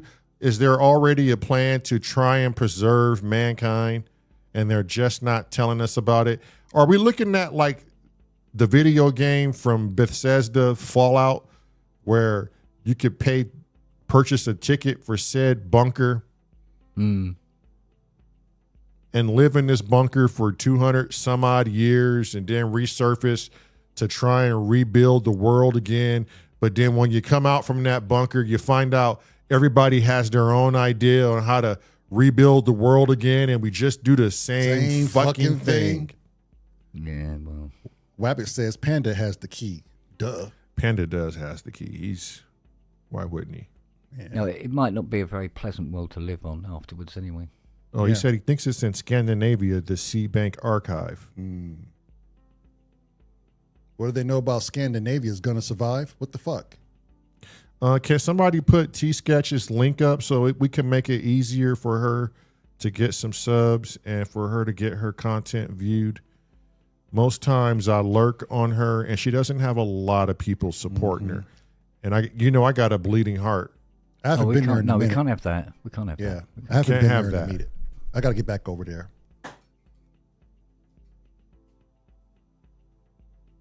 I mean, she's creating some beautiful fucking art. Don't let this get past you, people. People come to Monkey Island. Let's help them out. That's how they want to yeah. stay with Monkey Island. Yeah, talent is everywhere. Can we just type in the name into YouTube or whatever? I think that might work. Chrome is asking her how to access her link. But we'll wait till that link is up. No rush. Well, I'll have a look, see if I can get this end. You guys show her some love and just subscribe. Fuck it. Just take my word for it. I'm with probes. Goddamn Nordic aliens. I'm with probes on this one. The tall whites. Okay, Wagyu's got it up. There ain't never no tall black aliens. Why is that? Oh, Wabbit. found here. Crazy Wabbit. Well, how come there ain't no tall black aliens? How come you never hear black aliens running around here in spaceships? Why they always got to be Nordic whites? I love to hear Rabbit's answer on that. We got to get this dude back on the podcast. Do they not make fried chicken in spaceships in Cadillac form? Oh shit! I can't do it from here, can I? Damn it! Oh, you're not in YouTube. No, because within Streamyard you can't click on it, Yeah. can you? Even though it looks exactly the bleeding same. Oh, Wabbit says because the black aliens are busy pimping. That's a very just. That's a very just answer. Right. I actually should have thought of that. See if I can call this up now. Need more Nyborg, Yeah, man. got it. Oh, you good, T-Sketch. Don't even trip. Oh, here we go. Can I get... yes, got it. Right. Subscribe. Let's Boom. get that in there. Boom. Probe said Right, the universe is racist. The I'll leave universe that. is racist. Well, the universe is black, so I can't see how that's a problem. Damn. Oh, God, Kent's man, got a fabulous shit. fucking point. It's like 98% Facts. black. That's 100% facts, Kent.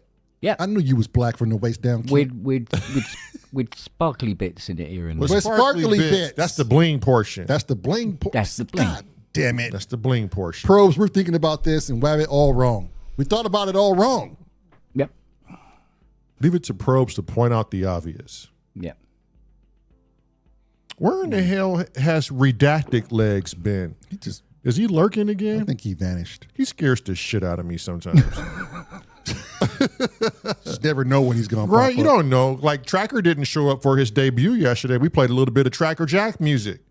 And for you guys that missed it, that shit slapped really hard. And we played some Wagyu. Even Wagyu missed his own. But that's the thing. It's random. You just don't know. You just don't know when you're going to be played. Even Echo Craft. The only one that caught that shit was A-Seth. Yeah, A-Sif got a big Right. head, though. Orion has a shiny belt. Yeah, to hold his shiny trousers up. Yeah. Right. Keep his fucking pants from sagging. Yep. Exactly. So you say pants, I say trousers. Trousers, pants. See, we can coexist. We can. can. Except, Governor. except with A-Sif, because David likes to be in his basement doing weird things. And Yeah, very weird thing. I'm still kind of puzzled as to why we let this man in our community when he's consistently talking about inviting people to his basement. At what point are we going to think that's not weird? Cornish says panties. Trousers, pants, panties. It doesn't matter. All the same thing. I guess. Pantaloons. Pantaloons. Pantaloons, yes. Pantalones. Pantalones. Yeah. Cax. Cax. Khakis. Yeah. Okay, popcorn night will start at. Let me see if I can't. T get Sketch says, is it The soda beginning? or is it pop? Is it soda or is it pop? Which one is it? I say soda. We say fizzy. Oh, I say fizzy. Oh, you say fizzy? Yeah, or just the name of the drink, whatever it is, whether it's Coke, Pepsi, or fucking whatever. I say soda. Or sometimes we say pop. Yeah, sometimes we do say pop. That's it. So, Just soda's been a don't thing. come and knock up my daughter. Okay, I don't think there was any danger of that, but okay. yeah, in California is soda, Midwest is pop, New York is soda. Oh. Soda pop, yeah. Soda pop, yeah. Yep. Okay, the editor just told me 5:30, in between 5:30 and 6:30 p.m. Eastern Standard Time, popcorn night will start.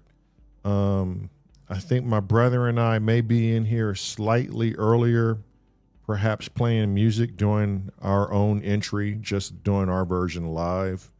Get you guys all in chat and situated.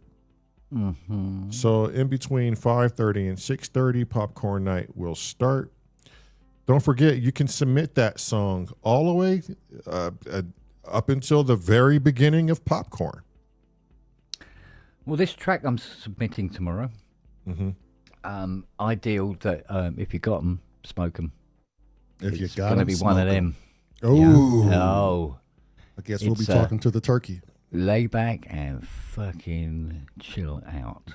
Damn, Mm. that's exactly what I'm going to do. I'm going to do that right now. Shit, Yeah. I'm going to get started now. I'm going to practice right now. Actually, the way this I'm telling you, the way this track's going, I think I might when it's finished actually play it quietly under my pillow when I go to sleep at night. Are I you think serious? Okay, this- well, if you by it just saying made me that, go just like okay, cut me an Go on. MP3. Can't cut me an MP3 and email it to me. Oh shit! mm. Well, like I say, hopefully it's finished. Yeah. I'm trying to supply it with a video. Ooh, look Oh at him. my Oh, God! so you ain't got to be So the he first to doesn't want go. to be the first to go. He's catching on, people. Yeah. Ken is catching on. He's tired of being the first to open the show. Or if you want me to open the show, but with a video, and then you can go back to the tracks. I mean, it's up to you. But yeah, no, I'm doing this with a video because I think it lends to the track because the track has no discernible direction. You know, like a lot of the tracks I do, this are like start, middle, end, fade. This one is just random, This is it? isn't- This is more. Whoa. Yeah, so I think Vangelis to meet Tangerine Dreamy bits and stuff. Just. Bleh. I can't wait to hear this. Damn, Ken, you kind of I working it up. want to hear it here. finished as well. I want to hear what it's Yeah. Cornish, are you submitting something? Because, you know, we all goo goo gaga over your music, sir. Yes, sir. We all goo goo gaga I love it over when Cornish submits. wave I music. tell you what, gets the old trousers nice and moist. Oh That boy. dude is definitely something special. Nice hair. I do say, Kent, that old boy really knows a proper show. What's this? Let's Yeah, see. There's a Cornish picture has of tomorrow Lily off. He eating might. a walled-off wave. No, do you know what Lily ate last night? Mm. An electric water pump Oh, well, there you go. all over the fucking garden. Oh my god! There you go. That fucking dog. Solar panels in bits. The wires are everywhere, and the Mm-hmm. pump had been chewed into little individual components And there God it is. damn. all over the Kid. lawn. And there it is. I only just bought it. We'll go out and Yeah, buy the another last one. one. Yeah, go out and buy another one. And go out and buy another one now for, what was it, 12 quid? I didn't know it wasn't a lot. But I was going, oh, when is she going to, please stop being a puppy. Just grow out of being a puppy. and Rub just some become a fucking lovely Marmite girl. on that shit. Right. Rub some Marmite on it. Oh, she loves Marmite. Oh, never mind. shit. Never mind. Never mind. Yeah. Okay, the wife is texting me. I need to go, so let me get out a couple of more plugs. If you guys own a synthesizer, whether it's a Hydrasynth or a TE05, check out Scotty Sounds. If we can get Scotty Sounds link in there. This man has been hard at work creating patches. I think you will find them rather useful. Or one of these.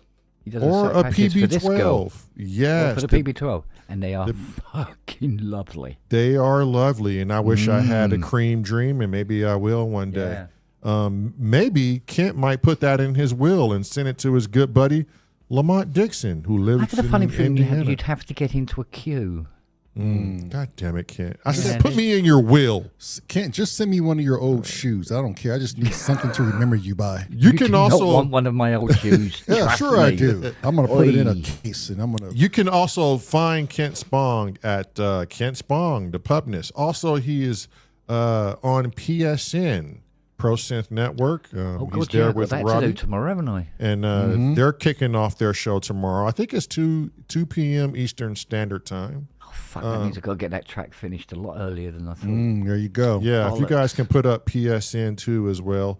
Also, check out Get Jervis. All of you lurking gherkins, there's a few lurker gurkers out there. You ever who want to see a don't- grown man play with two pussies? check check out Heavy Cap. That's He's a- ambidextrous for you. He's a lurking gherkin. There's an artist out there called Heavy Cap. He does great work with the Solar 42. I had to watch a couple of his videos to figure out what the. Check out Synth Samurai Show for all of you who are new here and you don't know what's going on. It's a very tight knit community. You can find us all there. We're at Synth Samurais. We're at the Renegade. What's it called? The Renegade channel, the Synth Renegade. Yeah, the Synth Renegade Mafia channel. Check that out. Check out Reconsider It Sketchpad. Cornish Waves in the Wagyu. The Probes. The Azio Heads. Which, Azio, how far away are you? Did you pick a video and have you started scoring? That's a good question. If we don't have time, let me know tomorrow or let me know in Discord. We also have a Discord. If you want to be a part of the Discord, let us know. And we can put that email up there too as well. We'll return tomorrow, 5:30 to 6:30, and we will have popcorn night. I don't know how many submissions there are.